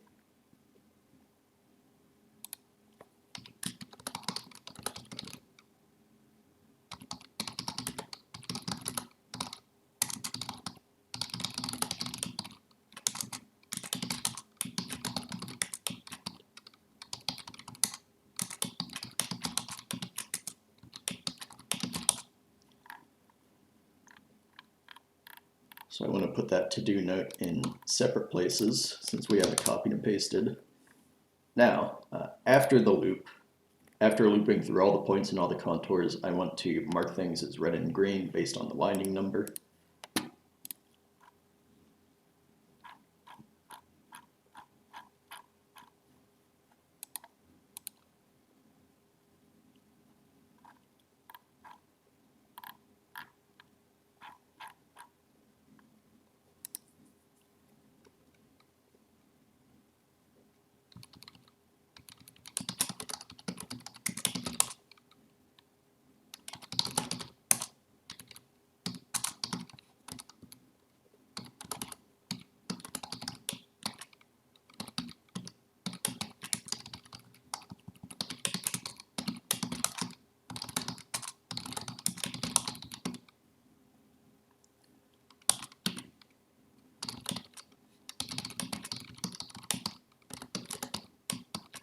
Yeah, now in this case, it's not necessarily +1 or -1. It could be like +2, -2. It could be any magnitude depending on how these contours interfere with each other. So like where it was Bodoni, yeah, where we have two contours that intersect with each other, you could have like a +2 or a -2 at the intersection.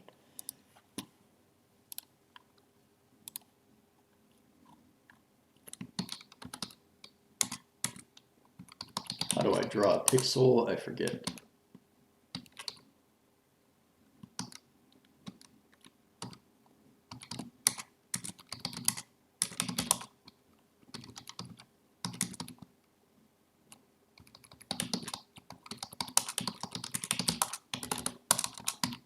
So let's see what that looks like.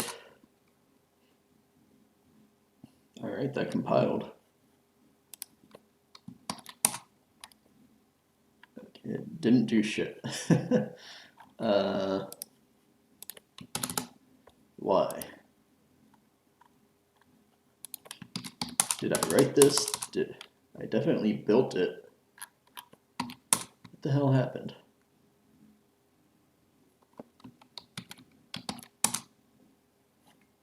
What's this? It's Noto Sans. Why is this not marking anything?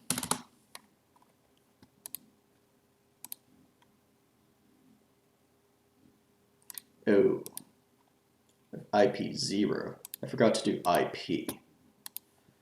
Shouldn't there? Okay, yeah, so we do have like a few isolated green pixels and probably red pixels somewhere.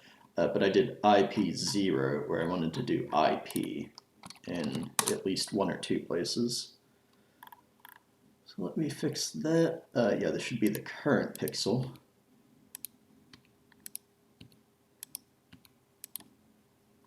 And then the same thing here. So there are 4 places where I made this mistake. That's for straight lines. And then down here for Bezier curves.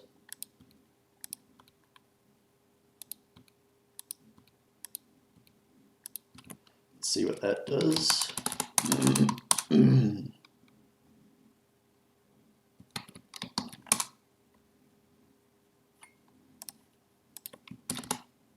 That wasn't really any better.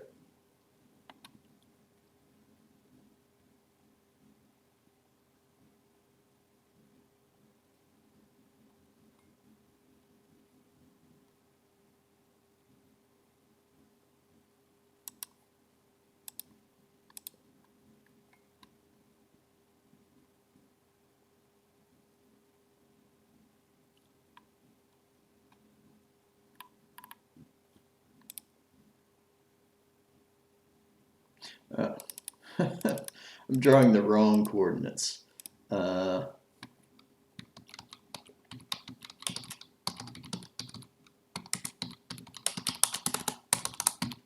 Is that it?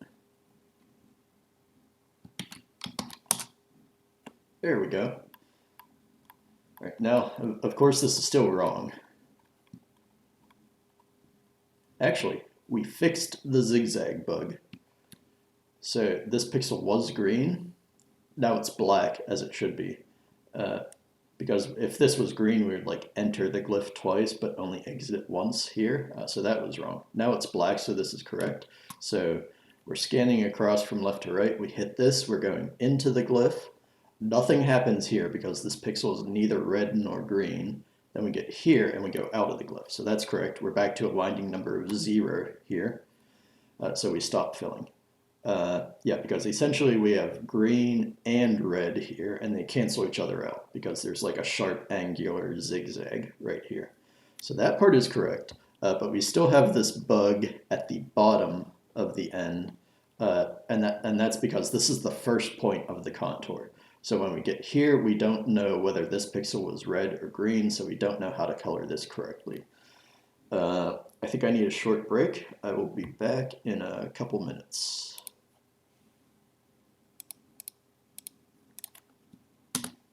All right, so I will be right back.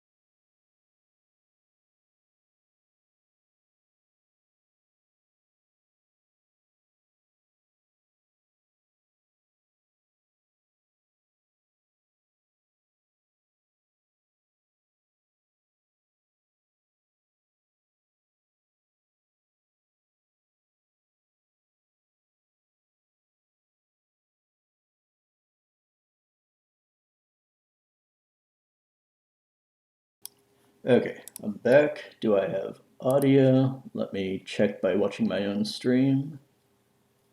Okay, I'm back. Yep, that's all good. So, I think we have this bug in 2 places for Noto Sans. We have it at the bottom of the N, because this is the first point, and now this pixel is not colored correctly because this is like the second point. So it's always at the second point of the contour. And then the hyphen, yeah, the hyphen also has the bug. So I think this is the first point, and then this pixel is not colored correctly. First of all, let's confirm if that is the first and second point. Let's confirm that on fontdrop.info. So that's the N. I want to look at the hyphen to see where the first point of the hyphen is. I assume it's at the lower right, and then the second point is the lower left. Because you can sort of tell by looking at the X and Y coordinates, this is the first point of the contour, and it shows you all of the contour data. So this first point is at 663, and 663 is the max x-coordinate of this glyph. So that's right here, and then y is 0. So 0 is the baseline. The text is sort of cut off, but this should say baseline, descender, height, ascender. I don't know what some of this text is supposed to say, but this is the baseline, so that's y equals 0. So this is the first point. Let's look at the hyphen. What glyph index is this?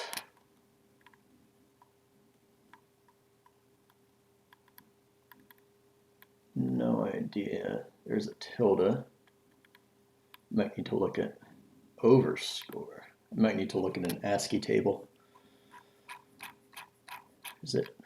Okay, there's other punctuation near the beginning. Hyphen. There we go. So 40 and 229. Yeah, so again, the first point is in the lower right. There are only 4 coordinates, or there are only 4 points in the hyphen. So it's sort of easy to tell that that's lower right. So that's the first point.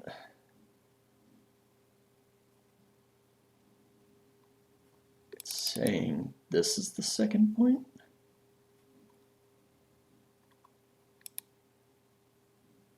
Oh. No. Yeah, I got mixed up. So the first point is here.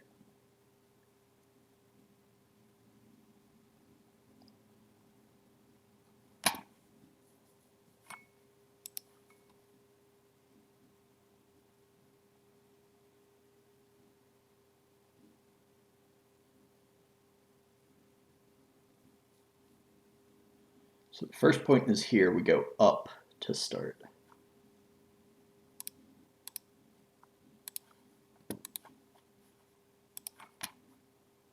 Because this is the first point. What? Come on, Chrome. This is the first point, and then we go up to get to the second point. So we start here, and we go up, and then we go around clockwise.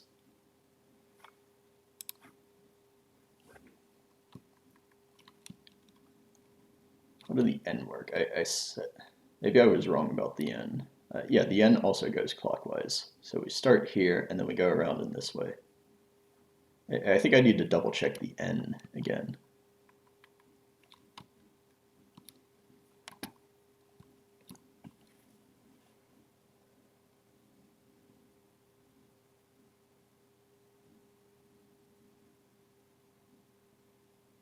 Okay.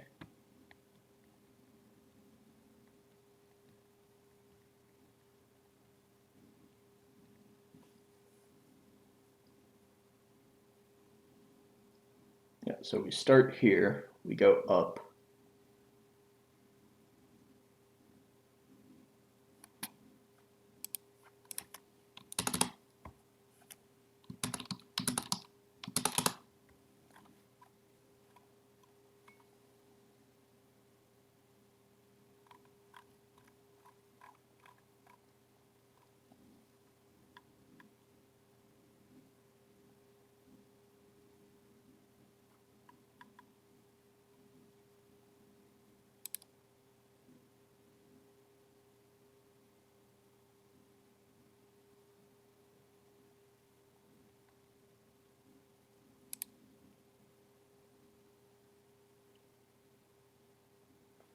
What if I just change this greater than or this greater than sign to a greater than or equals?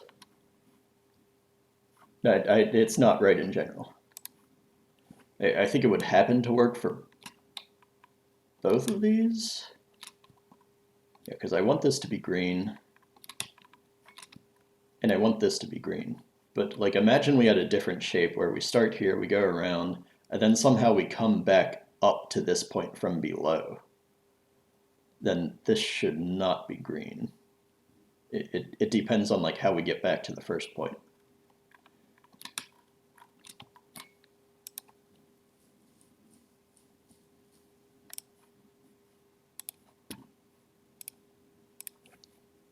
So like I could try it. You can change these to or equals signs. But I think it's going to happen to be right, but it's not right in general.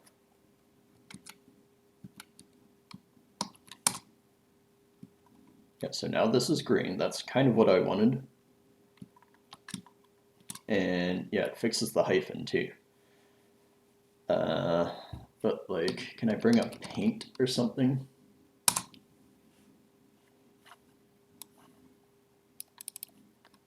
don't even know how to use paint.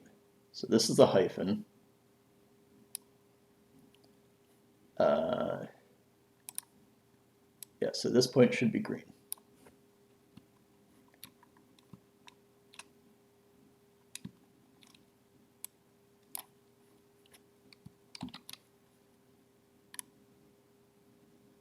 So that point should be green for a hyphen, which we did. But in general, it's not right, because imagine we have something that's kind of like a hyphen, but it ends differently, or it gets back to the first point in a different way. So we go up, we're starting the hyphen the same way, going down, but then we're going to do something different at the end here.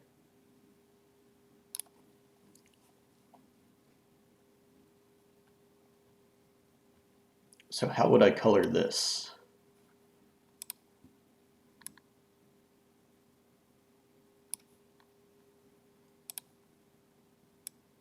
All of this would be green.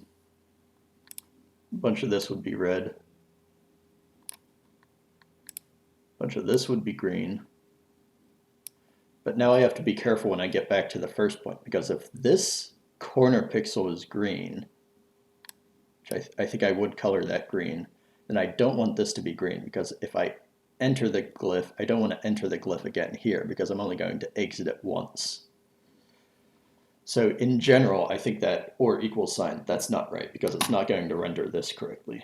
I don't know if I have any cases like this.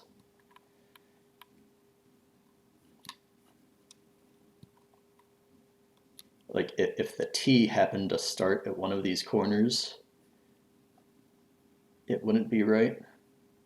I don't know where the first point of the T is, because the T sort of looks correct.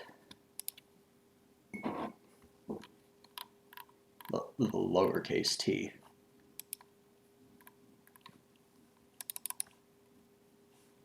So x is, the first point is x264. I don't know, that's like somewhere in the middle. Yeah, I don't know what the first point is.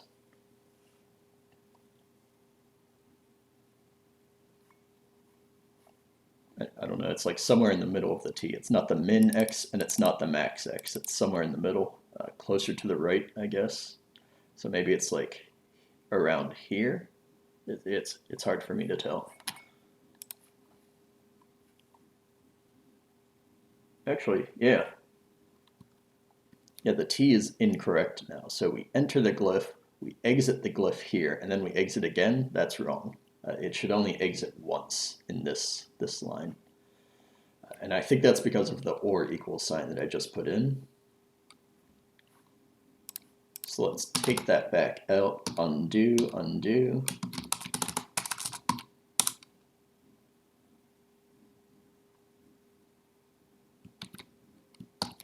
Reload.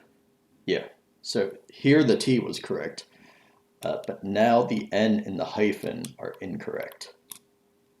So yeah, the hyphen is the way it used to be. This is incorrect. And the N is incorrect. This should be green. So I really need to be careful with this edge case, because the T is correct right now. And if I do that other thing, it fixed the N and the hyphen, but it broke the T.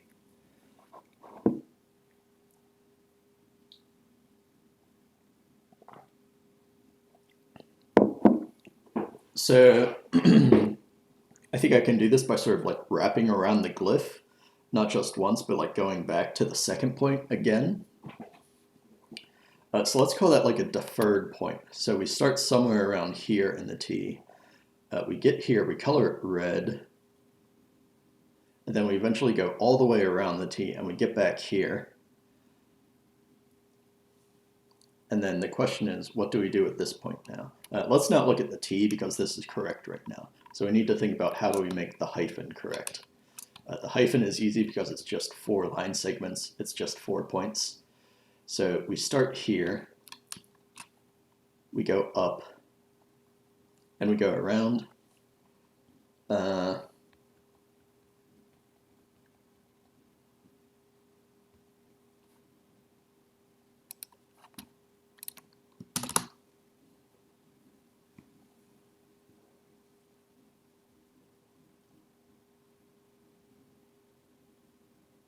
is this, it can't be first.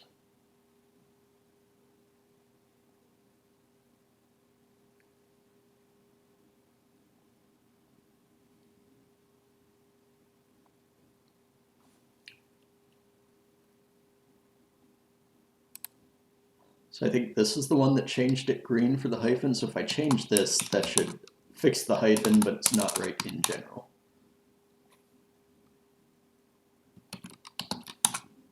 Yeah, so that fixed the hyphen. That's the one line of code that changes the hyphen.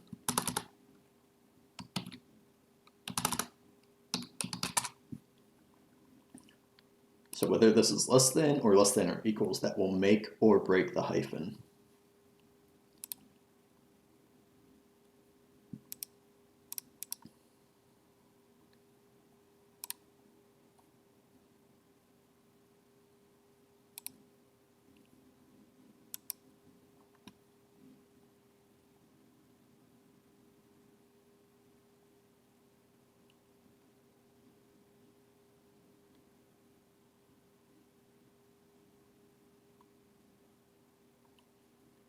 And that's because we initialize the winding number to 0. So we don't color it when it's the first pixel, but when we get to the second pixel, this is sort of convenient that I have a semi-transparent window here. So we don't color it when we're doing the first pixel. When we go up to the second pixel, we color the current pixel and the previous pixel if this is less than or equals. So if this happens, we color it green when we're drawing the second pixel because we do the current pixel and the previous pixel.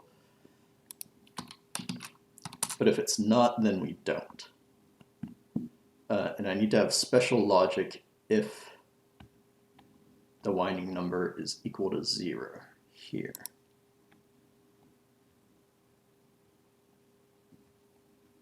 Or do I?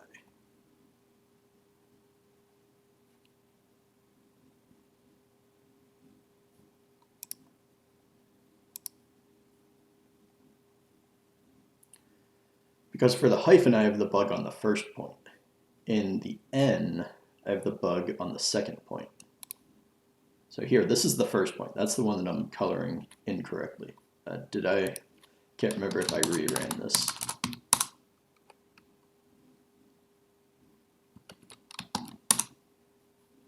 Yeah, so here the first point is problematic. In the N, this is the first point. It's the second point that's problematic.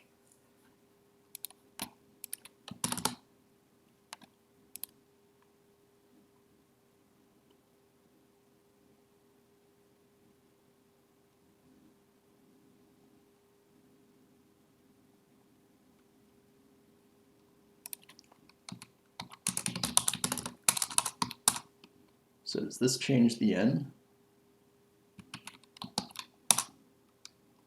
Yeah, that also changes the N. So it's always this line of code.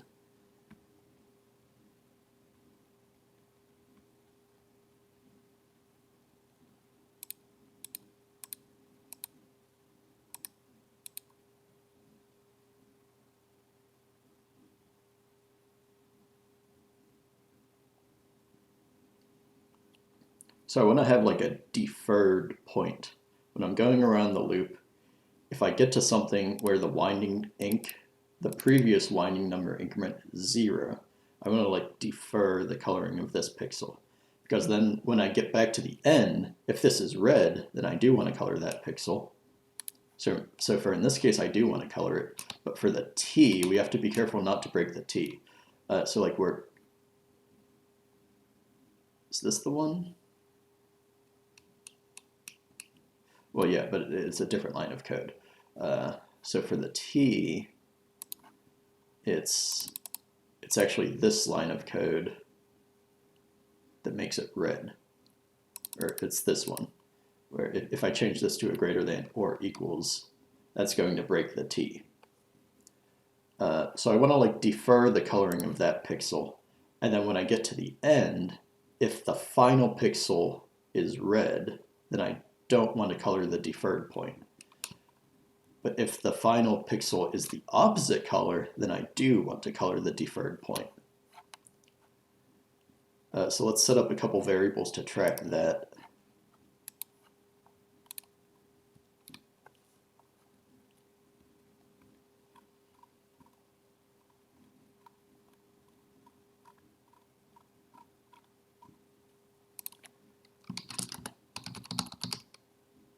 Huh. That's a keyword? I don't know what the hell that does.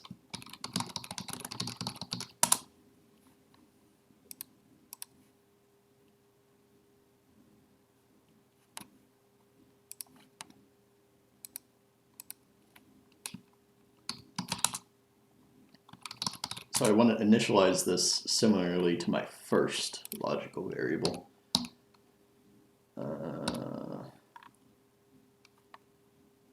Yeah, I think I want to do it for every contour.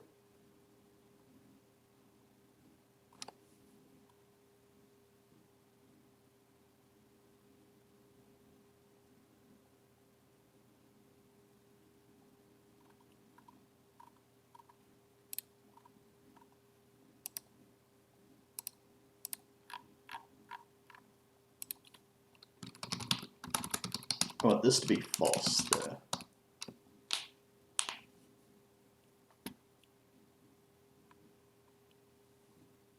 And now if the winding number is equal to 0, then I want to like save my deferred pixel coordinate and then color that at the end outside of the loop.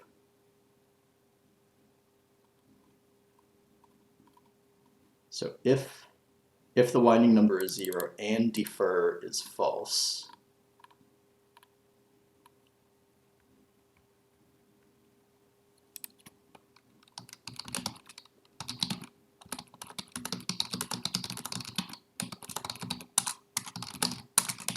this is some really clunky logic. There's probably a cleaner way that this could be programmed, but like I've sunk so much cost in this algorithm, I think I can fix it up with like just a little bit of extra logic. But yeah, if I did this some other way from the beginning, it could probably be done cleaner. But this is where we're at, so let's just keep digging the hole. So if this is true, then I want to like save some deferred pixel coordinate. So let's set up a variable to save that. I want it to be an integer because we're dealing with like integer pixel coordinates. It's going to be IPD for integer pixel deferred. It's two-dimensional, ND is two-dimensional.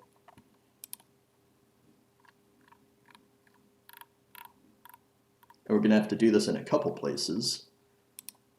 So yeah, you could probably like set the sign. Yeah, you could consolidate these two conditions. So this is like the first condition, this is a second condition. I think I could consolidate these by like using the sign of the difference from IP to IP naught. And then that changes like the -1s to +1s. I think Fortran has a sign function. Most languages have some sort of sign function, SIGN, not the SIN function. We're not doing trig. Yeah,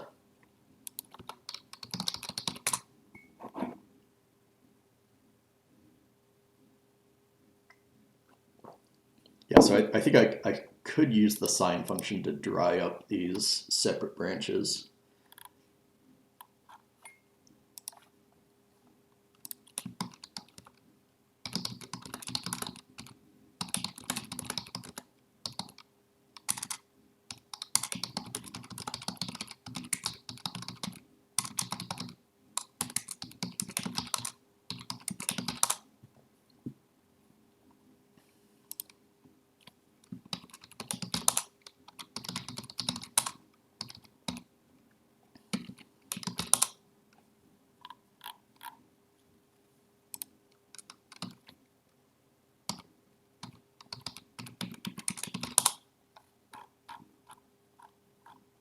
think we're getting close. So if the winding increment is 0 and we haven't saved a deferred point yet, then we want to flip defer to true so that we don't reset it. And then we want to save this pixel coordinate.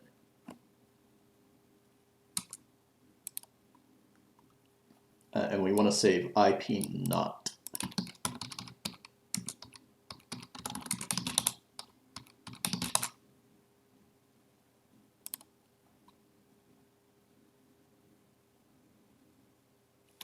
So we want to do that here. And I think I want to do it here too, and I don't think there's anything in here that depends on the sign. So like here we have a -1, and then here it's flipped to a +1, but inside here I don't think we have anything that depends on the sign. So that's for line segments, and then I think I need to copy and paste that for splines separately. But we'll worry about that in a second.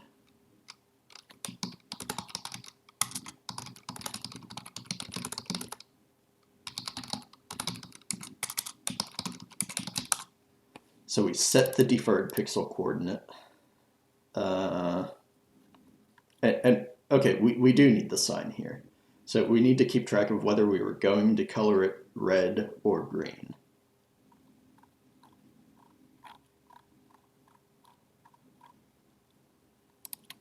So I want the deferred winding increment.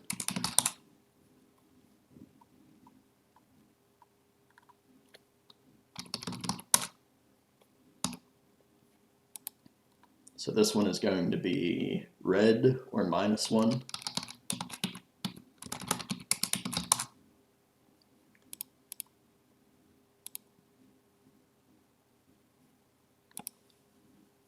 And then this is going to be +1.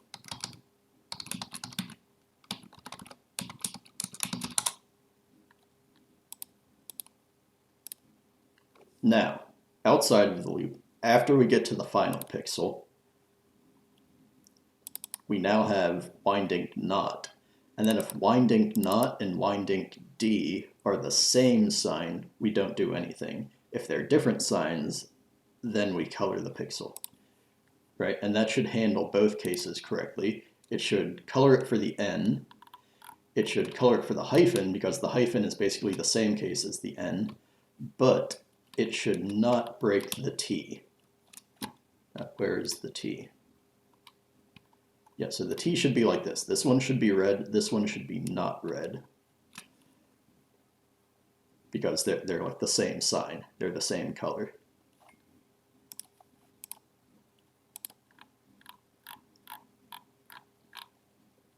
So outside of the loop, we have to color the deferred point.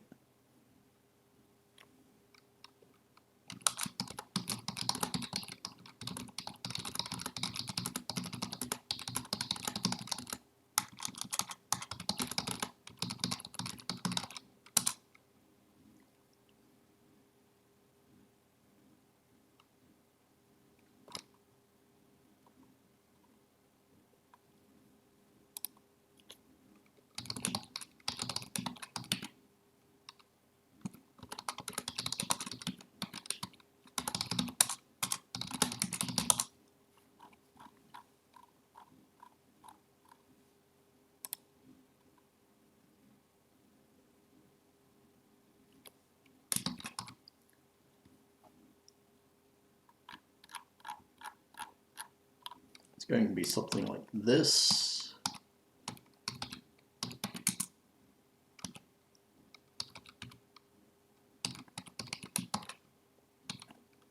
Except this is IPD, it's the deferred coordinate which we saved earlier. And it's not going to be +1, it's going to be plus the deferred increment.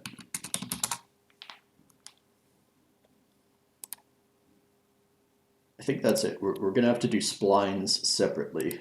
But I think well, yeah, I don't know about the T. The T might actually be a spline.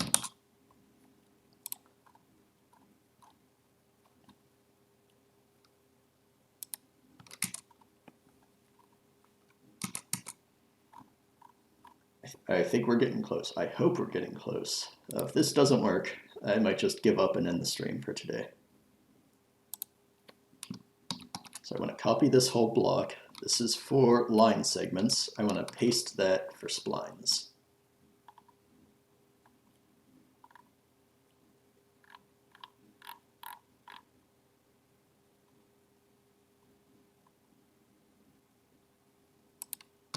Paste. And then delete the old block that we had here for splines. This is getting pretty complicated. I really need to dry this up somehow. Where was it? Here? I think that's what I need to delete. Just did that.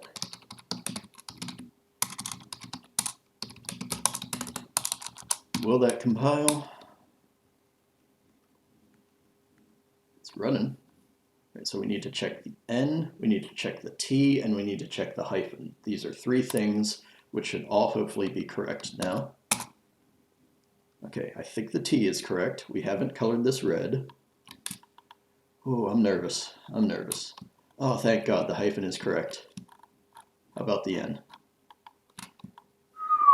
I think that's it. I might end the stream anyway because that was exhausting. So like that, I feel like that's the hard part. Actually filling it in should be relatively easy now that we have the red-green marking. God, I hope this is right. Do I even want to look for more mistakes? If there are more bugs, I don't want to know about it right now. I want to sleep well tonight. Maybe I just shouldn't look.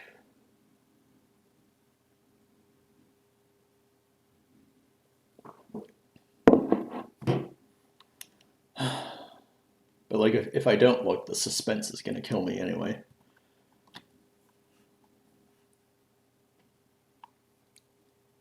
I think the N is correct.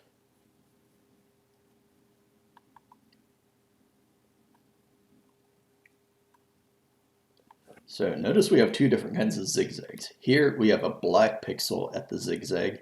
That's correct because we enter here. We don't change anything here. Like basically we enter and immediately exit right here. So they cancel out. Here it's red. We exit the glyph. We stop filling.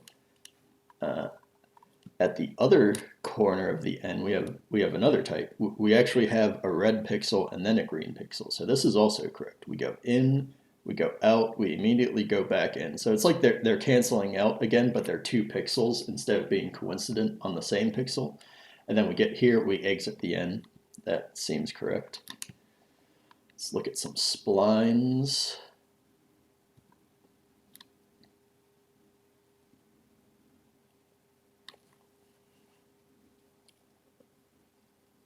The outer contour of the O seems correct. How about the inner contour? I think the inner contour is also right.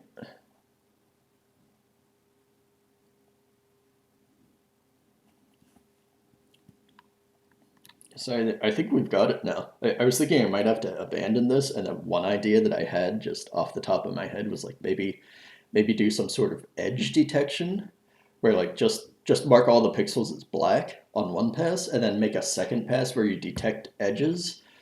But then it's hard to tell whether you're going in or out.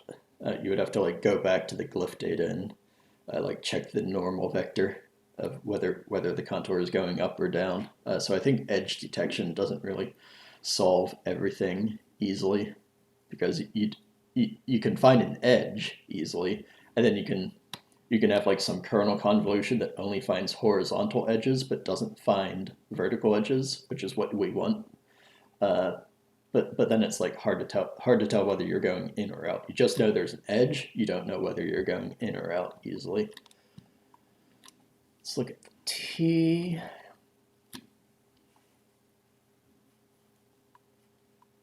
There could be like mistakes here that I'm just not seeing, but like I think this is correct. So like we go in, we go out, we don't go out again. That part seems correct. We already looked at an O. This is just an O that's translated differently. Let's look at the S.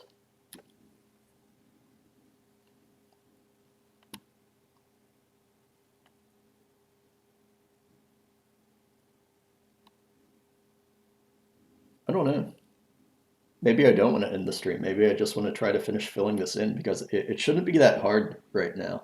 Like this should be the hard part. What we just did should be the hard part. And it was actually harder than I expected it to be because there were several edge cases, which I hadn't really considered ahead of time before I started writing code. But like now that we have pixels marked red and green, it should be pretty easy to just scan horizontally and then fill in contours. You know what, let's do it. And then if there are any bugs, it should be obvious to see rather than like having to zoom in and look at pixels really carefully. Because if we have a bug, you should have like a black line that shoots all the way out to the right side of the bounding box. And it should be obvious. Shouldn't have to like zoom in super far to check for bugs.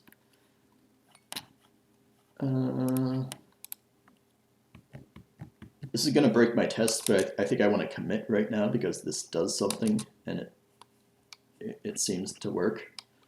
Like my unit tests are going to fail because I shouldn't have like red and green pixels in my unit test results.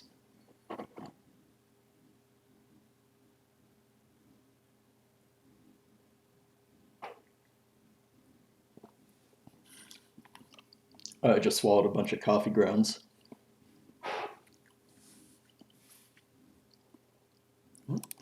Oh, that's not what I wanted to run. It's doing like all 500 Windows fonts. Yeah, so my unit tests are failing. I see red text. Yeah, basically everything failed. Just for fun, let's look at some of those Windows files that we just rendered. So these all have red and green markings now. I don't know. I'm not going to zoom in on those. Let's just let's try to fill them because it should be relatively easy compared to what we just did. But I want to commit that.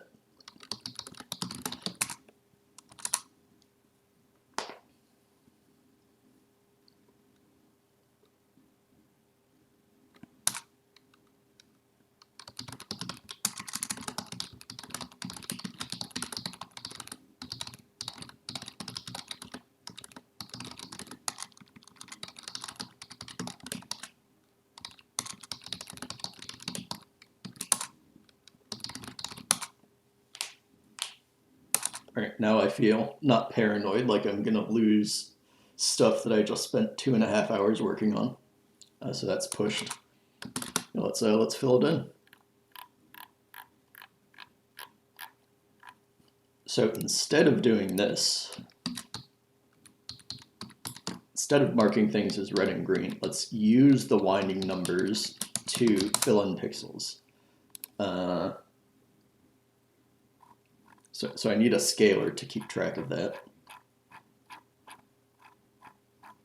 Like I have wind for the array.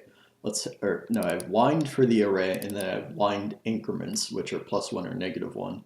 Now I want to keep track globally as I scan across a row. So I'm going to call that wind num. I could probably name these variables better, but I've been coding for like 2.5 hours now. So I'm getting a little tired, but we're close to the end here, so I want to keep going.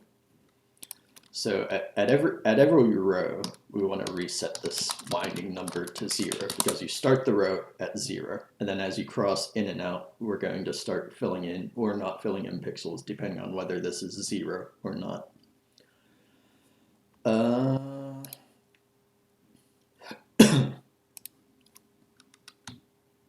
Yeah, so this was debugging only.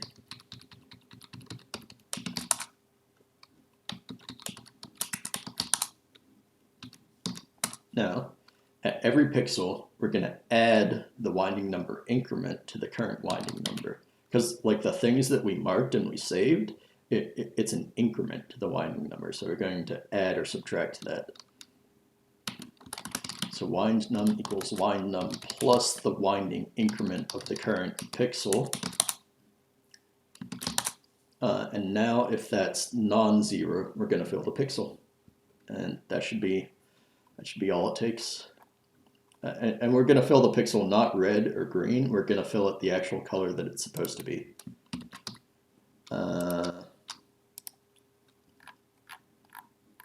Yeah. I might have like some small off by one errors on the boundary of the canvas or on the boundary of the glyph contour. But it's not really that important. So this is ix, iy. That's the pixel coordinate. And then this is like the color that it's supposed to be that's passed as an argument to this function. But we do that conditionally if the winding number is non-zero.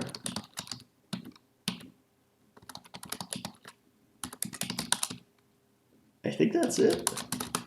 Let's see.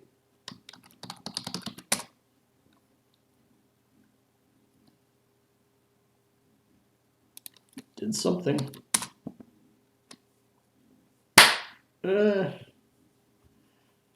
Yeah, we've got some bugs, but like it's close. We have a bug in the A. Because like this artifact starts here and then it shoots off all the way to the edge. But like it's close. You can see where I'm going with this, right?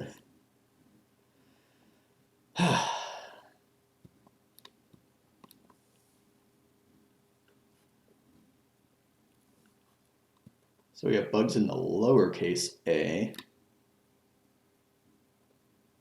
and the uppercase a.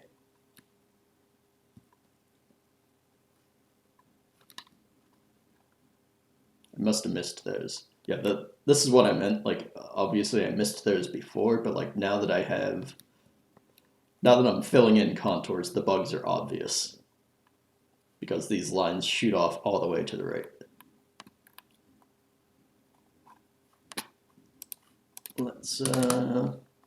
Let's go back to the red-green coloring.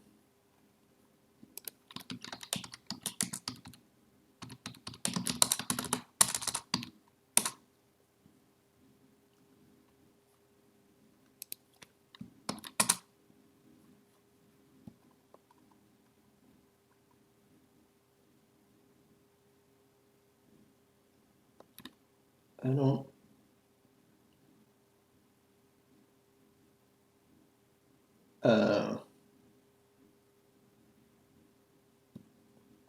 Yeah, so we go in, and then this should be out. So why is that wrong? I think we got the N correct. We got the zigzags of the N correct. We got the first couple points of the N correct. We got the hyphen correct. But then what did we do that didn't work for A? This pixel should be red.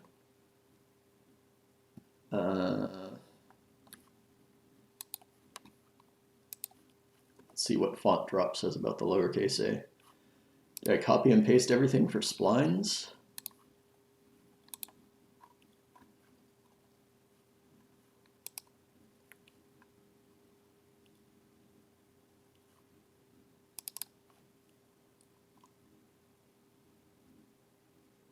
Okay, so we must have some bug for the beginning of the contour again.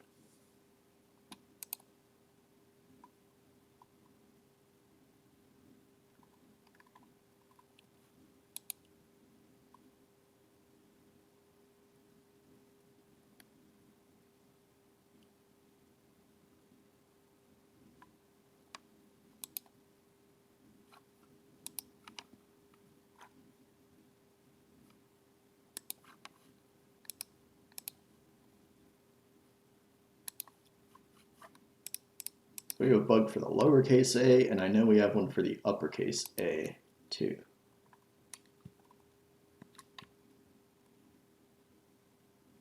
Where was that?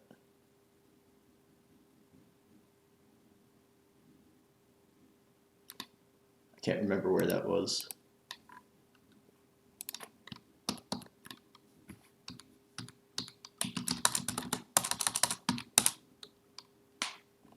So let's make it obvious.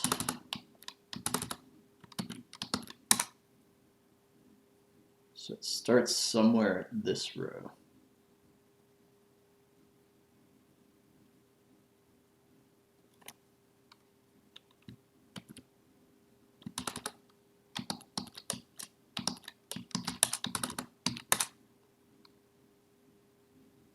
Now I haven't moved my cursor at all because I'm using tmux and vim.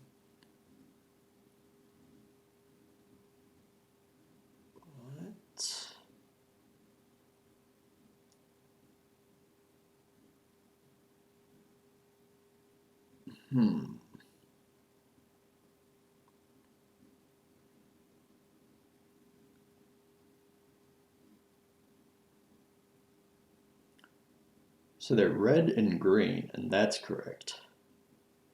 But I can't tell if these are like magnitude 1 or magnitude 2 winding number increments. There must be a 2 in here somewhere, because the red versus green part looks correct.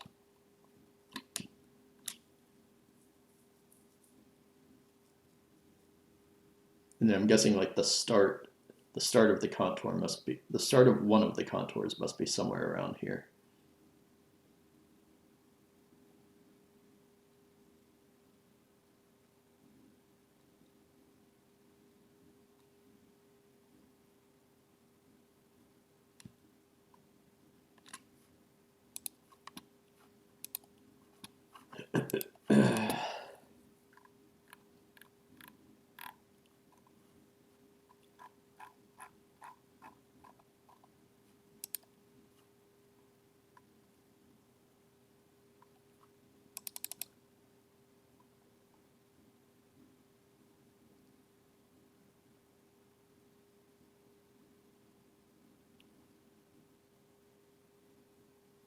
So I think this is the first point of the outer contour, and then there's an inner contour too. So maybe it's a problem with the inner contour. 352, 517.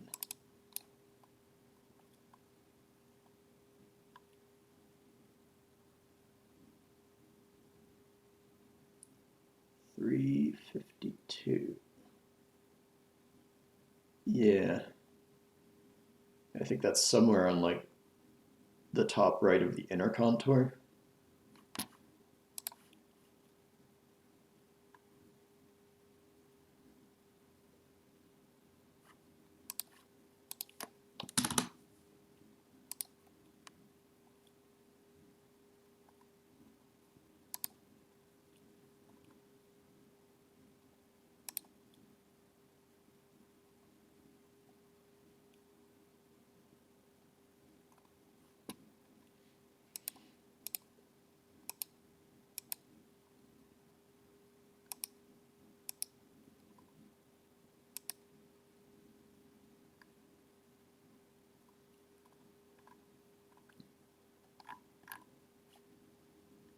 What if I just unconditionally do this? How does that change?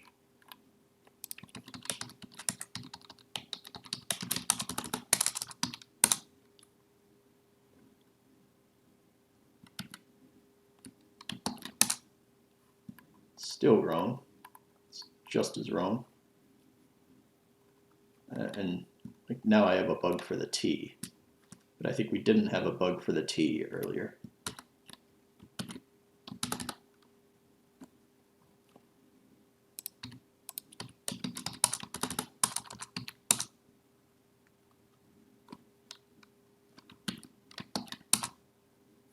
Yeah, so this was better. We had no bugs for the T.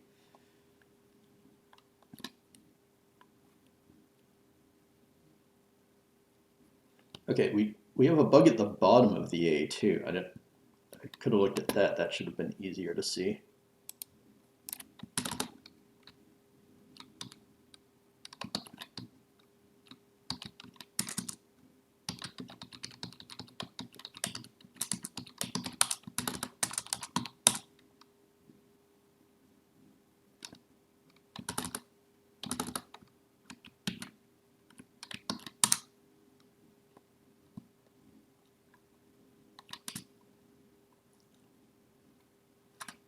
Yeah.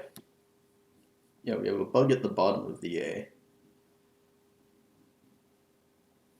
Which one is the first point? I think this was the first point. It's a lot like the N.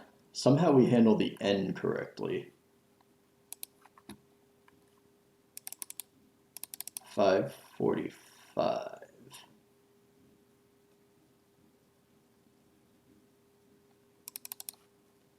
Okay. Yeah, so it's not exactly the same as the N.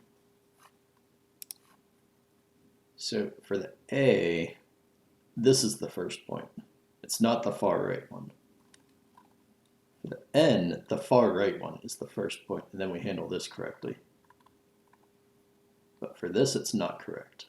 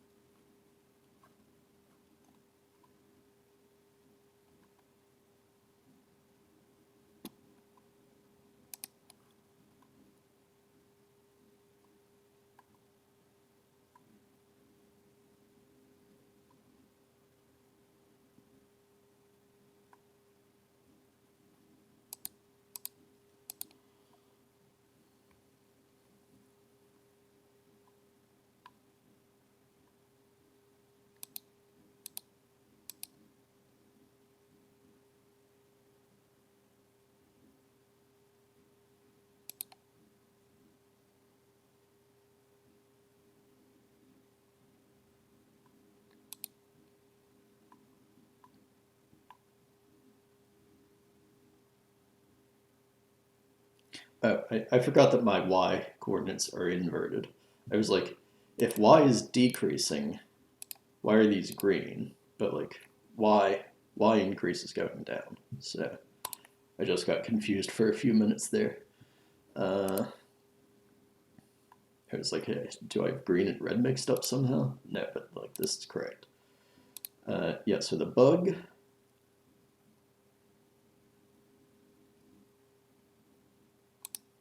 I believe the bug is somewhere in this block. Yeah, because we're on the first pixel.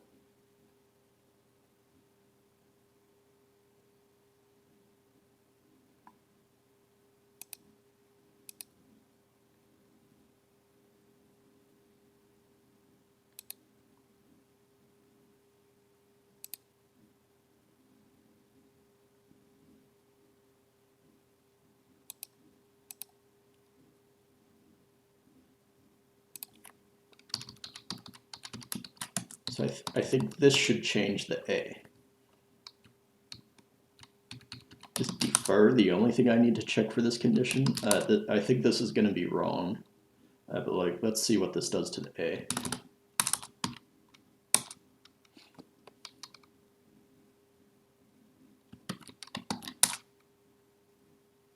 Yeah, that didn't change anything that I can see.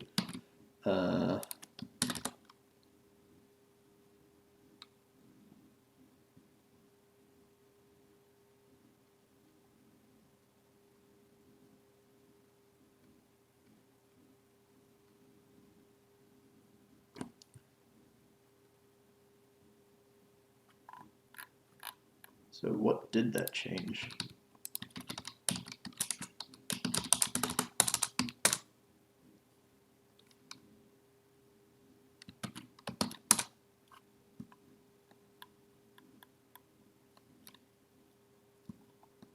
Now I have a bug in the O.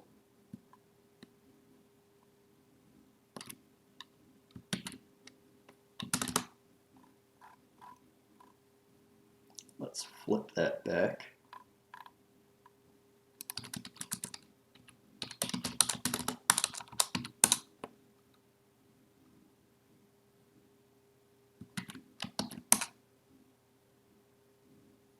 Yeah, so that just introduced a bug in the O.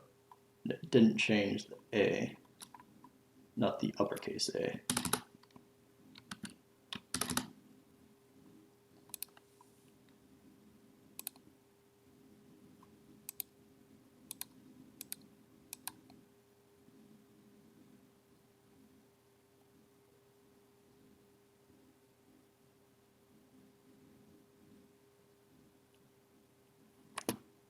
These are these are the splines. So I think I want that logic, but I want it for line segments. That's why I changed the O instead of the uppercase A. Yeah, so it's the green ones. These would be green. So I want that condition here. Let's see what that does.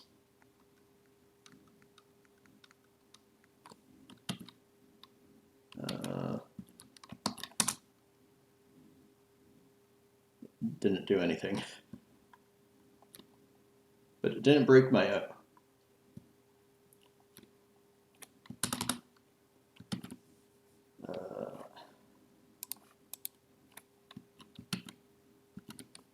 I think I need a break.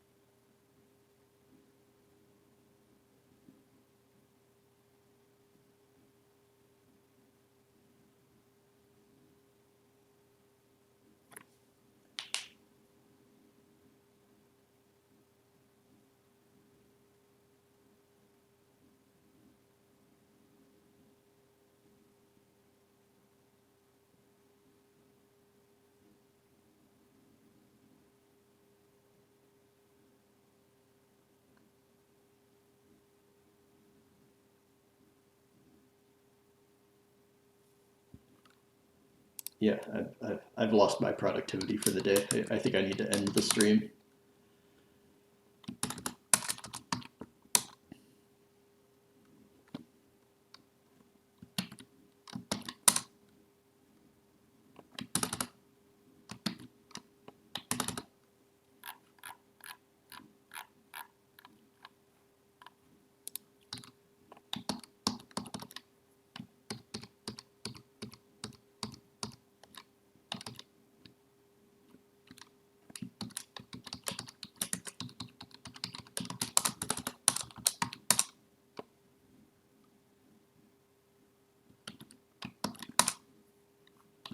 So obviously we've got some bugs. I didn't really expect to even get this far today. I was planning this might take my entire 3-day weekend. So I think we're still on track or maybe even ahead of schedule.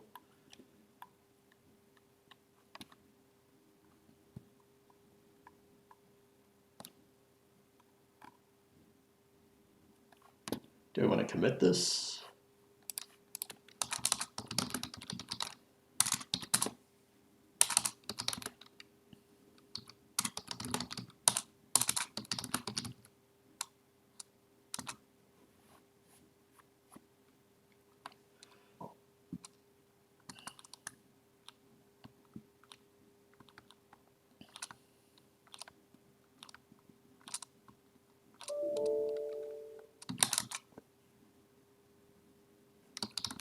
Yeah, I guess I might as well commit and end the stream. Everything is broken, but I want to commit it anyway.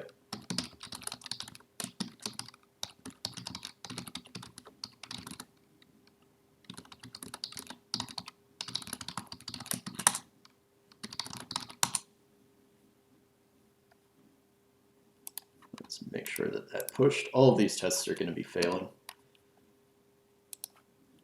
That's to be expected. That's why I made a commit here, because I expected this to be the last test to pass for a while.